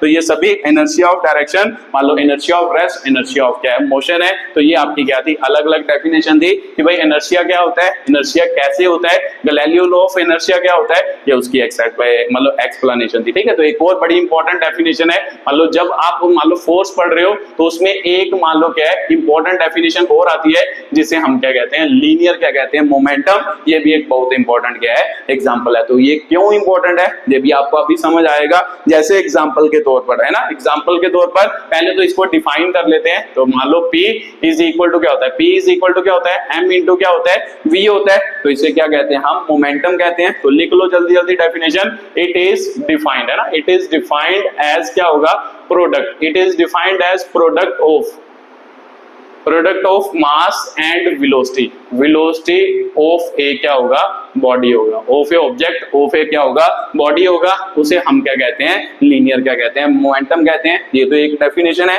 कि भाई मान लो किसकी किसके मास और वेलोसिटी की प्रोडक्ट को हम क्या कहते हैं, मान लो एक्चुअल में क्या कहते हैं, लीनियर मोमेंटम कहते हैं। ठीक है, तो ये बात आपको क्लियर होगी तो सिंपल सी बात है सर, मान लो ये तो क्लियर हो गई, तो चलो ये तो पहले इसकी बात कर लेते हैं कि भाई इसकी डेफिनेशन क्या है। डेफिनेशन तो पता चल गई, उसके बाद इसको अच्छी तरीके से एक्सप्लेन करते हैं क्योंकि आपको बात समझ में आएगी। पहले ये इसके यूनिट वगैरह डायमेंशनल फार्मूला एक्सप्लेन कर लेते हैं। लीनियर मोमेंटम क्या होता है ये बात समझ आ गई। मास और वेलोसिटी की प्रोडक्ट को हम क्या कहते हैं, लीनियर मोमेंटम कहते हैं। इसे इंट्रोड्यूस करने की जरूरत क्यों पड़े वो बात मैं आपको समझाता हूं, पहले इसके यूनिट लिखते हैं। ठीक है, तो यूनिट क्या होंगे, तो सर यूनिट आपने बताया था कि जब भी कोई फॉर्मूला हो, फॉर्मूले से उसके यूनिट बनते हैं। मास के यूनिट हम पढ़ चुके हैं, किलोग्राम होते हैं। वेलोसिटी के यूनिट हम पढ़ चुके हैं, मीटर पर सेकंड होते हैं। फिर इसका मतलब इसके यूनिट क्या होंगे, किलोग्राम, मीटर पर सेकंड। कौन से, एसआई क्या होंगे, यूनिट होंगे। तो सर यूनिट ये होंगे, तो भी डायमेंशनल फार्मूला भी लिख सकते हैं। तो डायमेंशनल फार्मूला लिख ही तो सकते हैं। ये क्या है सर, मास, तो इसका मतलब m है ना, m की पावर कितनी होगी, 1 हो गई। ये क्या है, मीटर, मीटर मतलब लेंथ,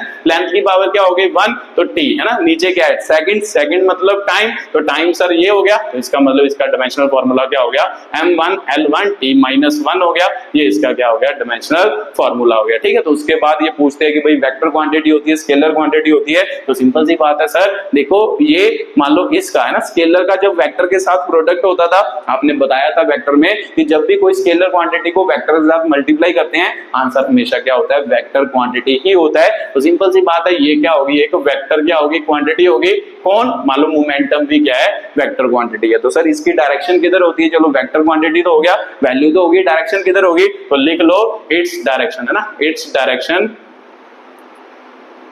इज, है ना। मोमेंटम की डायरेक्शन किधर होगी, जिधर वेलोसिटी की डायरेक्शन होगी उधर ही तो मोमेंटम होगा, क्योंकि ये वेक्टर क्वांटिटी कैसे बनी, वो वेलोसिटी को मास से मल्टीप्लाई करिए तभी तो बनी ये वेक्टर क्वांटिटी। तो जिस डायरेक्शन में वेलोसिटी होती है उसी डायरेक्शन में क्या होता है, मोमेंटम। तो इट्स डायरेक्शन इज अलोंग क्या होगा, along direction, along direction of क्या होगा, अलोंग डायरेक्शन ऑफ क्या होगा, मान लो इस डायरेक्शन है, इट्स डायरेक्शन, जब direction of momentum, direction of momentum, direction of momentum किस तरफ होगा, इज अलोंग डायरेक्शन ऑफ क्या होगा, वेलोसिटी होगा। ठीक है, तो याद रखना है कि जो मोमेंटम की डायरेक्शन होती है वो किस डायरेक्शन में होता है, वेलोसिटी की डायरेक्शन में ही मोमेंटम की क्या होती है, डायरेक्शन होती है। तो ये आपका क्या था, अगला क्या था, टॉपिक था। ठीक है, तो ये भी बात आपको क्लियर अब होगी कि भाई क्या मतलब होता है, मतलब कैसे मोमेंटम को क्या किया जाता है, डिफाइन। वेक्टर क्वांटिटी है, इसका डायमेंशनल फार्मूला, ये उसके यूनिट हो गए।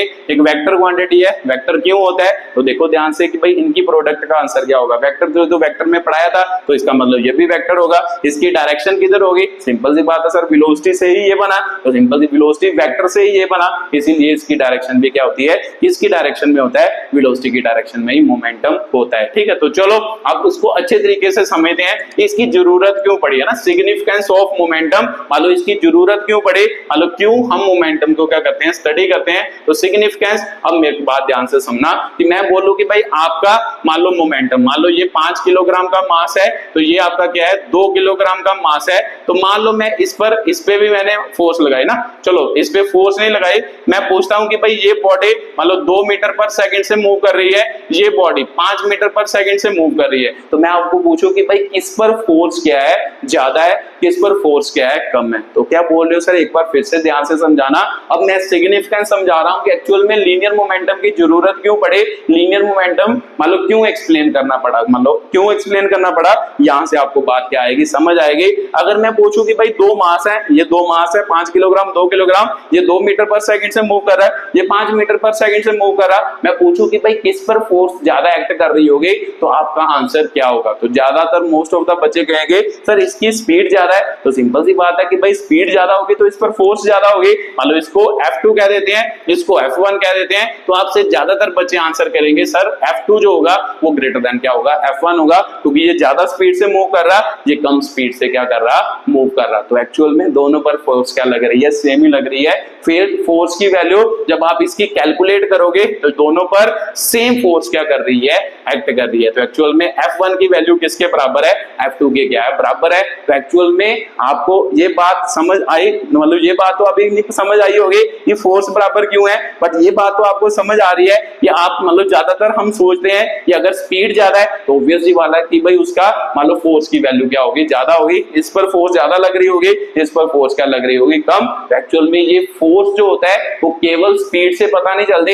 यहां से ये समझ आ रहा है ना कि मान लो इसकी स्पीड मतलब क्यों बराबर होती है, वो मैं बाद में बात करता हूं। पहले ध्यान से ये बात समझो कि जब आपने इस पर भी फोर्स लगाई, इस पर भी फोर्स लगाई, अगर वेलोसिटी किसी ऑब्जेक्ट की ज्यादा हो, किसी ऑब्जेक्ट की कम हो, वहां से नहीं पता चलता कि भाई एक्चुअल में किस पर फोर्स ज्यादा है, किस पर फोर्स क्या है, कम है। तो वो किससे पता चलता है, वो एक्चुअल में मास और वेलोसिटी दोनों से पता चलता है कि किस पर फोर्स ज्यादा होगी, किस पर फोर्स क्या होगी, कम होगी। वहां से क्या होता है, अच्छे तरीके से क्या करता है, पता चलता है। क्या बोल रहे हो सर, एक बार फिर से रिपीट करना, ध्यान से देखो, ध्यान से देखो कि भाई सिग्निफिकेंस क्या है। एक्चुअल में मान लो हमारे मन में आता है कि फोर्स 2 जो होगी वो फोर्स 1 से ज्यादा होगी, बट एक्चुअल में जब इसे कैलकुलेट करोगे दोनों की फोर्स क्या होती है, बराबर होती है। तो यहां से ये समझ आया कि अगर मैं पूछूं कि भाई किसी ऑब्जेक्ट पर अगर फोर्स मुझे नहीं पता कि लग रही है या नहीं लग रही, कितनी लग रही है, तो दोनों मूव कर रहे हैं, एक की वेलोसिटी ज्यादा है, दूसरी वेलोसिटी कम है, तो आपको पूछा जाए कि भाई किस पर फोर्स ज्यादा लग रही होगी, तो आपका आंसर होगा सर हम ऐसे बता नहीं सकते,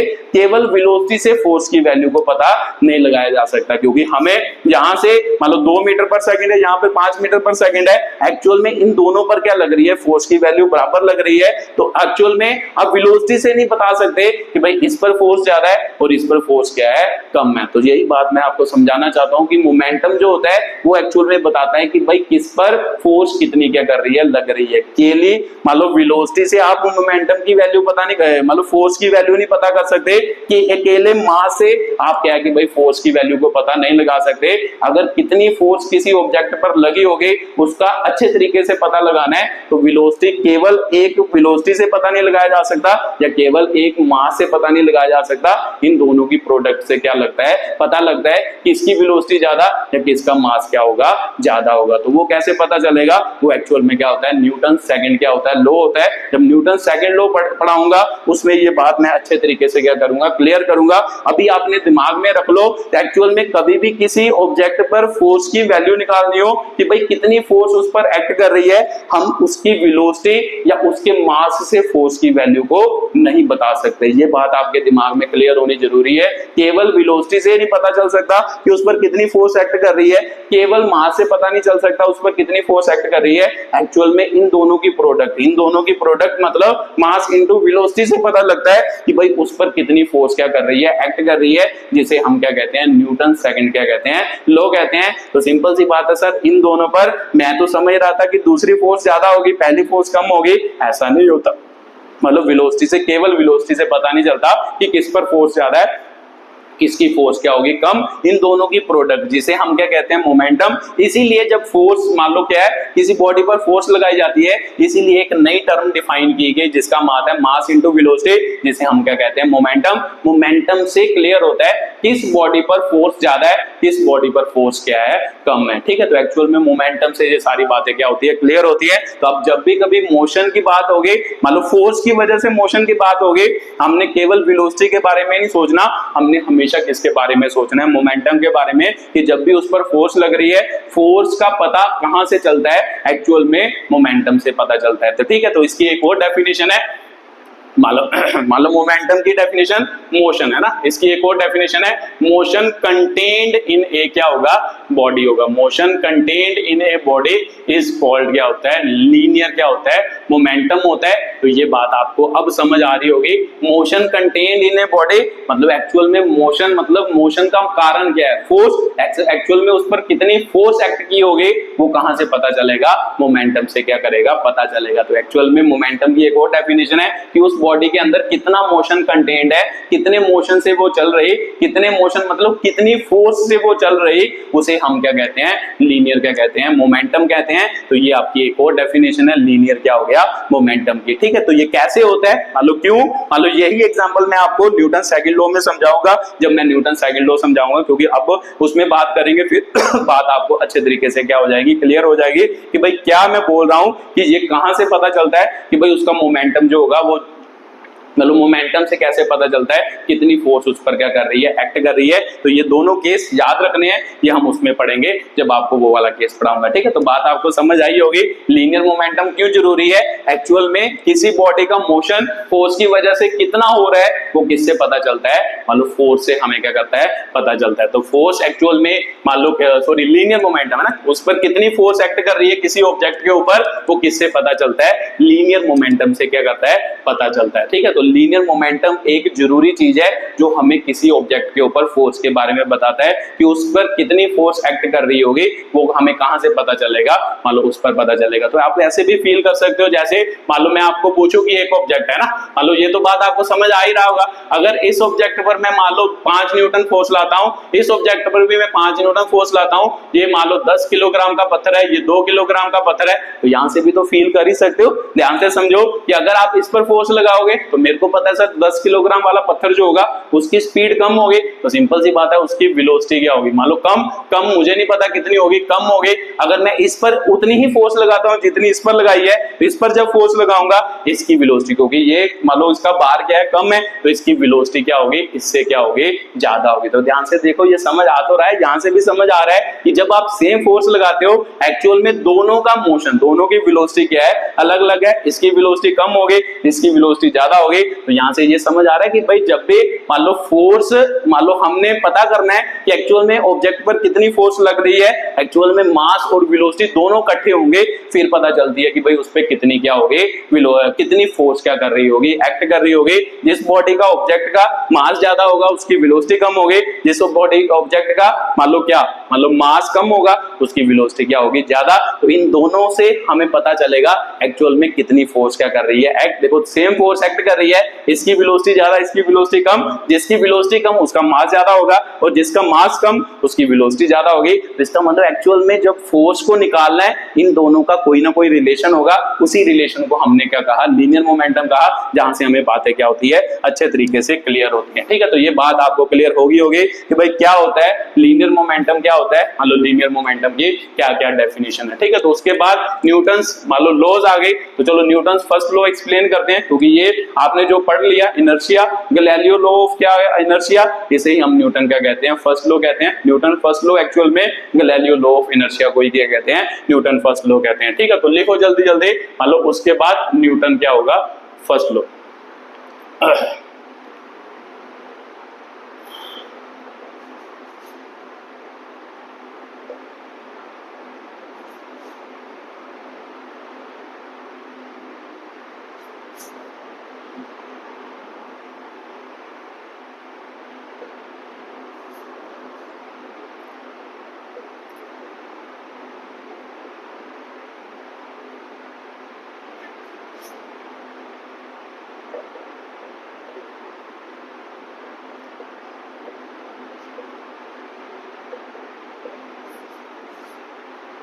As it is compelled by an net external force।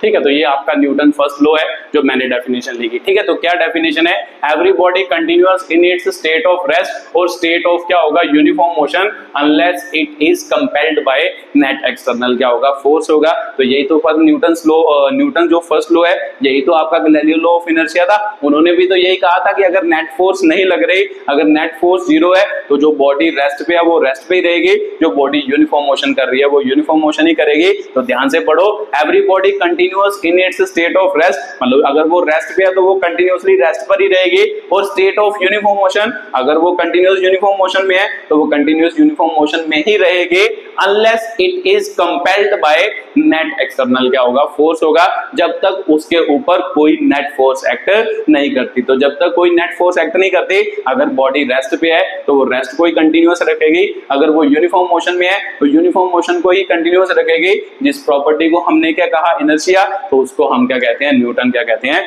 First law कहते हैं। ठीक है, तो ये न्यूटन फर्स्ट लॉ की क्या थी, एक्सप्लेनेशन थी कि भाई न्यूटन फर्स्ट लॉ क्या है, न्यूटन फर्स्ट लॉ की डेफिनेशन क्या है। ठीक है, तो इसीलिए लिख लो कि भाई दिस है ना, मान लो यहां से ये बात तो समझ आ गई कि भाई इसको क्या कहते हैं, दिस, मान लो this law is also known as law of inertia ना, लॉ ऑफ इनर्शिया मतलब इसे गैलीलियो लॉ ऑफ इनर्शिया भी कहा जाता है। तो यही लॉ को मतलब लॉ ऑफ इनर्शिया भी कहा जाता है। तो सर फोर्स की डेफिनेशन भी तो यही थी।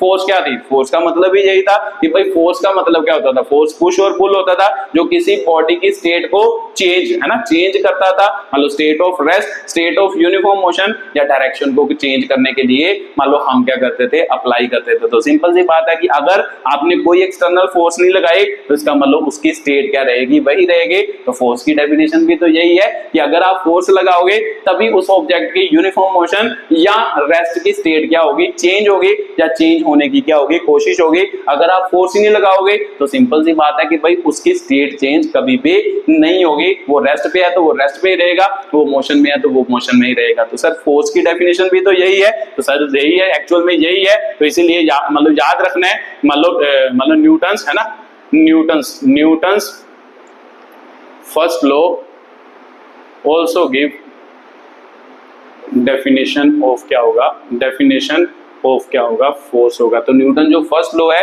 वो डेफिनेशन ऑफ फोर्स को भी क्या करता है, एक्सप्लेन करता है। कौन सा, न्यूटन क्या होगा, फर्स्ट क्या होगा, लॉ होगा। ठीक है, तो बात आपको समझ आई होगी। न्यूटन्स लॉ से हमें क्या क्या पता चला, इसे लॉ ऑफ इनर्शिया भी कहते हैं। दूसरा डेफिनेशन ऑफ फोर्स भी कहां से मान लो एक्सप्लेन कर सकते हैं, न्यूटन फर्स्ट लॉ से क्या कर सकते हैं, मान लो एक्सप्लेन कर सकते हैं। तो ये आपका क्या था, न्यूटन फर्स्ट लॉ की एक्सप्लेनेशन थी। ठीक है, तो चलो न्यूटन सेकंड लॉ भी एक्सप्लेन कर लेते हैं। अब आपको मैं वो वाला फील भी कराऊंगा, लीनियर मोमेंटम वाला। वैसे तो आपको फील आ ही गया कि जब किसी ऑब्जेक्ट की फोर्स मतलब फोर्स बराबर लगाएं तो मान लो फोर्स बराबर लगाएं, उसकी वेलोसिटी से पता नहीं चलता कि भाई उस पर कितनी फोर्स लगी है, क्योंकि कई मतलब जब फोर्स बराबर लगाते हैं तो एक ऑब्जेक्ट की वेलोसिटी कम होती है, एक ऑब्जेक्ट की वेलोसिटी ज्यादा होती है, तो वेलोसिटी से मतलब पता नहीं चलता। इसीलिए हमने एक टर्म डिफाइन की जिसे हमने लीनियर क्या कहा, मोमेंटम। तो लीनियर मोमेंटम से पता चलता है कितनी फोर्स किसी ऑब्जेक्ट पर क्या करती है, एक्ट करती है। तो यही आपका क्या है, न्यूटन सेकंड लॉ भी है। तो चलो इसे भी डिफाइन कर लेते हैं, फिर इसके न्यूमेरिकल अगली वीडियो में करेंगे कि भाई कैसे इसके न्यूमेरिकल के साथ क्या किया जाता है, डील किया जाता है। ठीक है, तो लिख लो जल्दी जल्दी, न्यूटन्स क्या होगा, सेकंड, न्यूटन सेकंड क्या होगा आपका, लॉ होगा। तो इसे एक्सप्लेन करते हैं। ठीक है, न्यूटन सेकंड लॉ। ठीक है, लिखो जल्दी जल्दी, Newton second law. It states that मान लो रेट ऑफ चेंज होगा ना, rate of change of linear momentum, rate of change of linear momentum is directly proportional to force applied, is directly proportional to force applied, net force applied भी लिख सकते हो, net force applied and takes place in the direction of net force। ठीक है, तो ये आपकी second law की डेफिनेशन है। सेकंड लॉ की क्या है, स्टेटमेंट है। तो जब पढ़ो जल्दी जल्दी समझ आ ही रहा होगा। It states that the rate of change of linear momentum. तो sir rate of change of का मतलब क्या होता है, डी अपॉन डी टी। ये तो पहले भी बताया, लीनियर मोमेंटम मतलब पे, तो इसका मतलब जो मतलब लीनियर मोमेंटम कितना चेंज कर रहा है टाइम के विद रिस्पेक्ट टू, है ना। रेट ऑफ चेंज ऑफ का मतलब होता है टाइम के with respect to linear momentum कितना चेंज कर रहा है, डी टी डी पे मतलब टाइम के with respect to linear momentum कितना चेंज कर रहा है, यही बोला। It states the rate of change of linear momentum, rate of change of है ना, इसको ही तो कहते हैं, डी अपॉन dt को कहते हैं रेट ऑफ चेंज ऑफ, तो किसका, मोमेंटम का। तो इसका मतलब rate of change of linear momentum is directly proportional. तो डायरेक्टली प्रोपोर्शनल साइन ये होता है sir, is directly proportional to force applied, net force applied. तो इसका मतलब F net directly proportional to क्या होता है, dp अपॉन क्या होता है, dt होता है। यही तो न्यूटन सेकंड लॉ है। तो इसे ही हम क्या कहते हैं, न्यूटन सेकंड लॉ कहते हैं। तो एक्चुअल में F net directly proportional to क्या होता है, dp अपॉन क्या होता है, dt dt होता है, पढ़ के देखो। It state that the rate of change of linear momentum is directly proportional to net force applied and takes place in the direction of क्या होगा, फोर्स होगा। तो मतलब क्या, जिस डायरेक्शन में आप फोर्स लगा रहे हो मोमेंटम भी उस डायरेक्शन में ही क्या होगा, प्रेजेंट होगा। ठीक है, तो ये आपकी क्या है, मान लो सेकंड लॉ की क्या है, डेफिनेशन है। इसे हम क्या कहते हैं, सेकंड लॉ, कि भाई net force directly proportional to क्या होता है, rate of change of linear momentum. तो सर हमें पता है कि जब भी हम प्रोपोर्शनैलिटी साइन हटाते हैं तो कांस्टेंट लगता है, तो यहाँ पे भी लगता है dp अपॉन dt होता है। तो इसका मतलब F net is equal to क्या होता है, k dp अपॉन क्या होता है, dt होता है। तो एक्चुअल में यहाँ पे लिख लो, है ना, मतलब units of force, unit of force is defined in unit of force is defined in such a way the value of k is 1। Actual में क्या हुआ, मान लो एफ नेट फोर्स की वैल्यू क्या बनी, k is equal to dp upon dt बनी। But actual में जब मान लो यूनिट ऑफ फोर्स को डिफाइन किया गया, इस हिसाब से डिफाइन किया गया कि k की वैल्यू क्या होती है, 1 होती है। तो जब k की वैल्यू 1 होगी तो फिर फॉर्मूला क्या बना, अगर मान लो इसके यूनिट को इस हिसाब से डिफाइन किया गया है कि k की वैल्यू हमारे हमेशा क्या होती है, 1 होती है। तो अगर k की वैल्यू 1 है तो सिंपल सी बात है सर, k 1 हो गया, तो इसका मतलब एफ नेट किसके बराबर हो गया, dp अपॉन क्या हो गया, dt। तो एक्चुअल में ये एक फॉर्मूला है कि भाई नेट फोर्स जो होती है मान लो किसके बराबर होती है, dp अपॉन क्या होती है, dt होती है, dp अपॉन dt के क्या होती है, बराबर होती है। तो यहां से आप समझ सकते हो, तो यहां से आप फॉर्मूला भी ट्राई कर सकते हो। मान लो आगे ये बात तो आपको समझ आई होगी। एक फॉर्मूला ये याद रखना है कि नेट फोर्स किसके बराबर, dp अपॉन dt के क्या होती है, बराबर होती है। उसके बाद अगली बात करते हैं कि भाई कैसे। तो सर मेरे को पता है कि भाई यहाँ पर लीनियर मोमेंटम की वैल्यू तो मेरे को पता है, तो इसका मतलब मान लो अगर वेक्टर फॉर्म में लिखना है तो यहाँ पे वेक्टर फॉर्म लिख लो। चलो वेक्टर फॉर्म छोड़ दो, मान लो वेक्टर लास्ट में लिख लेंगे। बस आपको पता है कि भाई एक्चुअल में ये फोर्स वेक्टर फॉर्म में भी हो सकती है, मैंने मैग्नीट्यूड फॉर्म में लिखा है। तो F net is equal to क्या होएगा, dp dt, p की वैल्यू क्या होती है, लीनियर मोमेंटम। तो linear momentum sir m into क्या होता है, v होता है। अब आपको पूछा जाए कि भाई डिफरेंशिएशन करनी है मास और वेलोसिटी की, तो सर डिफरेंशिएशन तो हमने पढ़ रखी है कि भाई कैसे करते हैं, जो टाइम के साथ चेंज करेगा डिफरेंशिएशन हमेशा उसकी होती है। तो मोस्ट ऑफ द केसेस हम मास को, है ना, मान लो हम पढ़ते हैं कि भाई मास हमेशा क्या होता है, कांस्टेंट होता है, मास कभी भी टाइम के साथ चेंज नहीं करता। तो एक्चुअल में मास भी, मान लो हम यहाँ पे रॉकेट प्रोपल्शन वाला टॉपिक पढ़ेंगे, उसमें मास वेरिएबल होता है, मास टाइम के साथ कंटिन्यूअसली क्या करता है, चेंज करता है। तो अगर मास टाइम के साथ चेंज करे तो फिर इसका मतलब टाइम के साथ मास चेंज करेगा, तो ये भी वेरिएबल हो गया। उसके बाद सर वेलोसिटी, तो वेलोसिटी तो हमें पता ही है कि अगर फोर्स लगाएंगे तो वेलोसिटी टाइम के साथ चेंज करती है, तो ये भी वेरिएबल हो गया। तो जब दोनों चीजें वेरिएबल हो तो मुझे पता सर डिफरेंशिएशन वाला फॉर्मूला क्या लगता था, u इंटू वी। अगर u और v दोनों टाइम के साथ क्या करते हो, चेंज करते हो, तो dt mass most of the cases constant मानते हैं। बट मान लो एक्चुअली जब आप अच्छे क्वेश्चन करोगे उसमें ये चीज क्या होगी, अप्लाई होगी। तो इसीलिए मैं डायरेक्टली फॉर्मूला नहीं लिख रहा, पहले इसको क्या करते हैं, मान लो अच्छे तरीके से लिखते हैं। जब मास वेरिएबल हो, मास टाइम के साथ, है ना, इसके साथ जो चेंज करे उसकी डिफरेंशिएशन होती है। तो इसके साथ मास मतलब वेरिएबल हो, टाइम के साथ चेंज करे, पढ़ेंगे हम टॉपिक रॉकेट प्रोपल्शन। तो इसका मतलब ये भी वेरिएबल, ये भी वेरिएबल। अगर दोनों वेरिएबल हो तो सर u इंटू क्या लगता है, v लगता है। तो u इंटू v क्या होता था, पहला कांस्टेंट, डिफरेंशिएशन ऑफ सेकंड, फिर दूसरा कांस्टेंट और डिफरेंशिएशन ऑफ क्या होता है, फर्स्ट। तो एक्चुअल में एक फॉर्मूला आपका क्या बनता है, ये भी बनता है कि एफ नेट मतलब नेट फोर्स जो होती है वो किसके बराबर होती है, किसके बराबर, mass into change in velocity. इसका मतलब इसकी वजह से भी आपकी क्या आती है, एक फोर्स आती है, नेट फोर्स आती है, और वेलोसिटी चेंज इन मास मतलब change in mass with respect to time, इसकी वजह से भी आपकी क्या आती है, नेट फोर्स की क्या आती है, वैल्यू आती है। तो एक्चुअल में नेट फोर्स दो चीजों की वजह से हो सकता है कि वेलोसिटी कितनी चेंज कर रही है तभी नेट फोर्स मतलब उसकी वजह से भी नेट फोर्स होगी, या हम ऐसे कह सकते हैं नेट फोर्स की वजह से, फोर्स की वजह से मान लो वेलोसिटी क्या करती है, चेंज करती है। दूसरा जरूरी नहीं केवल वेलोसिटी चेंज करती है, मास भी क्या करता है, चेंज करता है विद रिस्पेक्ट टू क्या होगा, फोर्स होगा। ठीक है, तो जब फोर्स अप्लाई करते हैं वो दो चीजों को चेंज करने की क्षमता रखता है, वेलोसिटी को चेंज करने की और मास को चेंज करने की। ठीक है, तो ये फॉर्मूला याद रखना है। नहीं आपको छोटी आपकी क्लासेस में ये फॉर्मूला कभी याद नहीं कराया होगा। अगर आप मान लो जेई वगैरह, नीट वगैरह की तैयारी कर रहे हो तो ये फॉर्मूला भी क्या रखना है, याद रखना है, इंपॉर्टेंट फॉर्मूला है। कई क्वेश्चन में ये फॉर्मूला यूज होगा, एक ये फॉर्मूला यूज होगा। उसके बाद इसका सब केस मान लो, सब केस क्या, यहां से एक और फॉर्मूला ट्राई कर लेते हैं कि भाई मैं मान लेता हूं कि मास क्या होगा, कांस्टेंट होगा। तो आपको पता है कि भाई 95 95% कह सकते हो, 95% क्वेश्चन में क्या होता है, मास कांस्टेंट होता है। तो जब मास कांस्टेंट होगा तो सिंपल सी बात है सर, मास कांस्टेंट तो डिफरेंशिएशन है ना, मास कांस्टेंट तो डिफरेंशिएशन ऑफ कांस्टेंट क्या होती है, जीरो। तो सिंपल सी बात है, यहां से एक फॉर्मूला ड्राइव हुआ नया, m dv अपॉन क्या होगा, dt प्लस v इनटू क्या है, तो कांस्टेंट की डिफरेंशिएशन किसी के भी विद रिस्पेक्ट टू क्या होती है, जीरो होती है। ये तो हमने डिफरेंशिएशन में पढ़ा है। तो f नेट किसके बराबर होगा, m dv अपॉन क्या होगा, dt होगा। तो यहां से एक और फॉर्मूला ड्राइव हो गया, मान लो m dv अपॉन dt। तो सर मेरे को पता चल गया, तो चलो इसको इधर लिखते हैं, f net is equal to क्या हो गया, m dv अपॉन क्या हो गया, dt हो गया। तो ये बात आपको फील आ रही होगी। तो सर ये तो किसकी डेफिनेशन होती है, एक्सेलरेशन की, रेट ऑफ चेंज ऑफ मतलब वेलोसिटी है ना, rate of change of velocity, इसे हम क्या कहते हैं, एक्सेलरेशन। इसका मतलब नेट फोर्स किसके बराबर होती है, मास इनटू क्या होती है, एक्सेलरेशन के बराबर होती है। ठीक है, तो एक्चुअल में ये फॉर्मूला आपने अपनी 11th क्लास में पढ़ा होगा। तो जनरली यही फॉर्मूला टीचर बताते हैं। एक्चुअल में फोर्स के कौन कौन से फॉर्मूले हैं, F net is equal to vector है ना, अगर वेक्टर में लिखते हैं तो ये भी वेक्टर, ये भी वेक्टर। तो वेक्टर मेरे को पता है कि सर एक्चुअल में 3 डायरेक्शन में होता है, एक्स वाई और जेड। वो कंपोनेंट की टर्म में बात नहीं करते, यहां पर नहीं करते, बट आपको पता तो है। तो F net is equal to DP vector upon DT vector. एक फॉर्मूला ये हो गया, एक फॉर्मूला ये भी होगा, ये भी कुछ क्वेश्चंस में यूज होगा।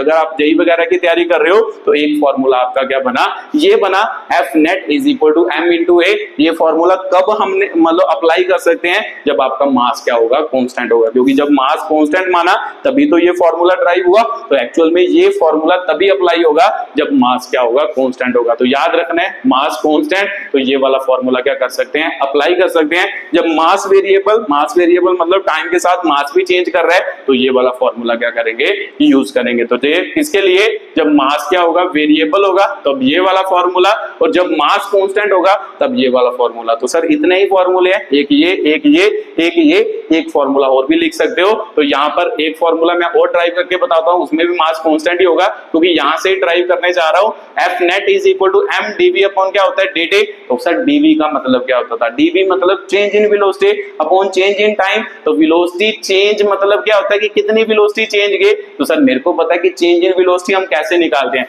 मान लो ऑब्जेक्ट है, इनिशियली हम टाइम इज इक्वल टू 0 मानते हैं, तो इनिशियल वेलोसिटी हम इसकी कितनी मानते हैं, मान लो u, तो u से चला, तो जब टाइम बीता, time is equal to t हुआ, तो इसका मतलब इसकी वेलोसिटी कितनी होगी सर, कुछ ना कुछ चेंज की होगी। अगर आपने फोर्स लगाई है तो फोर्स क्या करता है, आपको यही तो बताया स्टार्टिंग में, फोर्स क्या करता है, उसकी वेलोसिटी को क्या करता है, चेंज करता है। तो अगर टाइम इज इक्वल टू 0, उसकी वेलोसिटी कितनी होगी u। अगर टाइम बीता मतलब time is equal to 5 second, 10 second, 15 second, उसके बाद उसकी वेलोसिटी कुछ और होगी, उसे हमने v मान लिया। तो सर dv का मतलब हमने पढ़ा तो है पीछे, इसका मतलब क्या होता था, v माइनस क्या होता था, मान लो फाइनल वेलोसिटी माइनस क्या होता था, इनिशियल वेलोसिटी। तो dt का मतलब क्या होता है, final time minus initial time. तो सिंपल सी बात है, यहाँ पर अगर वैल्यू भरे F net is equal to क्या होगा, m, तो इधर v तो v है ना, फाइनल वेलोसिटी तो v है, इनिशियल वेलोसिटी कितनी है, u है। तो सिंपल सी बात है सर t2 मतलब फाइनल टाइम कितना है, t, तो फिर t हो गया, माइनस इनिशियल टाइम कितना है सर, 0, तो यहाँ पे 0 हो गया। तो एफ नेट क्या हो गया आपका, m v माइनस क्या हो गया, u अपॉन क्या हो गया, t हो गया। ठीक है, तो ये आपका क्या हो गया, एक और फॉर्मूला हो गया। तो ये भी किसके लिए है, कहां से ड्राइव किया, यहाँ से। यहाँ पे मास क्या है, कांस्टेंट है। तो जब मास कांस्टेंट हो, एफ नेट का एक फॉर्मूला डायरेक्टली हम ये भी याद रख सकते हैं कि मास इनटू क्या हो गया, v minus u upon t। तो यहाँ पे सीधा यही याद रखो कि भाई एक्सेलरेशन क्या होता है, एक्सेलरेशन का मतलब यही तो होता है change in velocity upon time. तो सिंपल सी बात है, change in velocity upon change in time, तो उसको ऐसे याद रख लो, ऐसे याद रख लो। ये दोनों बातें क्या है, सेम ही है। एक्चुअल में एक्सेलरेशन की डेफिनेशन ही लिखी, एक्सेलरेशन की डेफिनेशन क्या होती है ना, ये dv अपॉन dt तो एक्सेलरेशन की डेफिनेशन होती है। तो चेंज इन वेलोसिटी को ही तो v माइनस u कहते हैं। तो dt मतलब टाइम का चेंज। तो टाइम इनिशियली हम क्या मानते हैं, 0, और फाइनली टाइम को क्या मानते हैं, t। तो t में से 0 जाएगा तो t बचेगा। तो इसका मतलब एफ नेट का एक ये भी फॉर्मूला हो गया। ठीक है, तो ये आपके न्यूटन सेकंड लॉ के फॉर्मूले थे, जो आप मान लो न्यूमेरिकल में यूज करोगे। इसके बिहाफ पर बहुत क्वेश्चन आपको पूछे जाते हैं। जेई की बात करो तब भी, नीट की बात करो तब भी, क्लास 11 की बात करो तब भी। तो ये सभी टॉपिक क्या है, इंपॉर्टेंट है। तो एक बात मैंने आपको समझानी थी, वो वाली ना मोमेंटम वाली। मोमेंटम मैंने आपको एक एग्जांपल समझाई थी। मोमेंटम का फील यहाँ पे लेते हैं छोटा सा, फिर इस वीडियो को क्या करते हैं, खत्म करते हैं। ये बात आपको क्लियर होगी कि कौन से फॉर्मूले, ये फॉर्मूला याद रखना है। मान लो एक ये मास वेरिएबल होगा तो ये वाला फॉर्मूला, अदरवाइज एक फॉर्मूला तो ये तो होता ही है।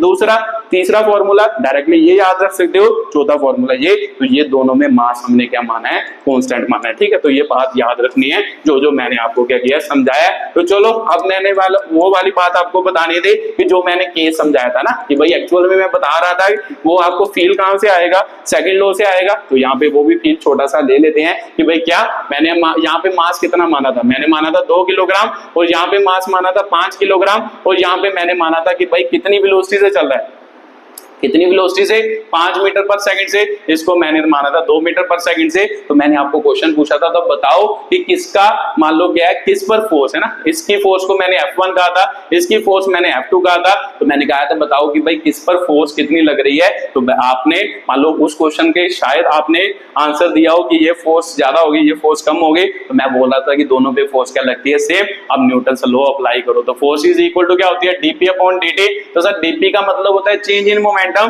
चेंज इन मोमेंटम मतलब p2 माइनस p1 है ना, final momentum minus initial momentum, time final time minus क्या होता है, इनिशियल टाइम। dp का मतलब यही तो होता है, dp का मतलब ही चेंज इन मोमेंटम, dt का मतलब क्या होता है, मतलब टाइम, चेंज इन टाइम। तो change in momentum upon change in time. अब फाइनल मोमेंटम और इनिशियल मोमेंटम की बात कर लेते हैं। अब मैं आपको बात करूं, जब मान लो स्टार्ट किया होगा, जब स्टार्ट किया होगा 2 किलोग्राम 5 किलोग्राम, जब स्टार्ट मतलब time is equal to 0, time is equal to 0। तो जब स्टार्ट करते हैं तो सर मेरे को पता है कि स्टार्टिंग पर इसकी वेलोसिटी कितनी होती है। जब हमने फोर्स नहीं लगाई, स्टार्टिंग तो वही होगा, तो इसका मतलब इसकी इनिशियल वेलोसिटी भी 0, इसकी इनिशियल वेलोसिटी भी 0। तो दोनों का मोमेंटम निकाल के बताते हैं, इसको ए बॉडी कह देते हैं, इसको बी बॉडी। तो इसका मतलब एफ ए, तो यहाँ पे एफ ए और एफ बी लगाते हैं। इनिशियल मोमेंटम, इनिशियल मोमेंटम क्या होता है, मोमेंटम की डेफिनेशन कहती है सर मास इंटू वेलोसिटी। मास तो 2 किलोग्राम है, वेलोसिटी इनिशियल वेलोसिटी कितनी है, u 0। तो फिर मतलब क्या हो गया, 2 इंटू 0 कितना हो गया, 0 हो गया। तो इसका मतलब इनिशियल मोमेंटम क्या होगा sir,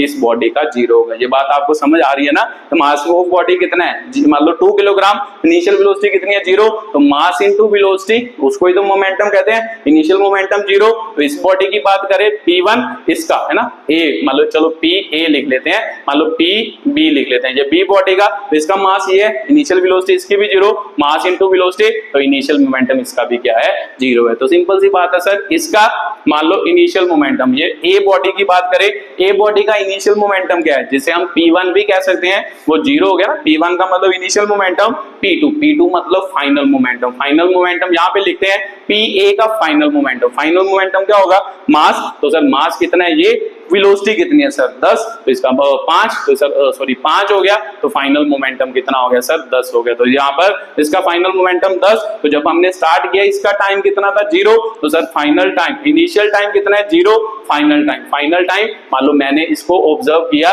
time is equal to मान लो 1 सेकंड बाद, 1 सेकंड बाद ऑब्जर्व किया, इसको भी 1 सेकंड बाद, इसको भी 1 सेकंड बाद। तो इसका टाइम कितना है सर, 1 सेकंड। तो सिंपल सी बात है सर, 10 अपॉन 1, इस पर फोर्स कितनी लगी, 10 न्यूटन। अब इस पर आ जाओ, इसका देखो, इसका इनिशियल मोमेंटम कितना है, बी बॉडी का इनिशियल मोमेंटम कितना है, 0।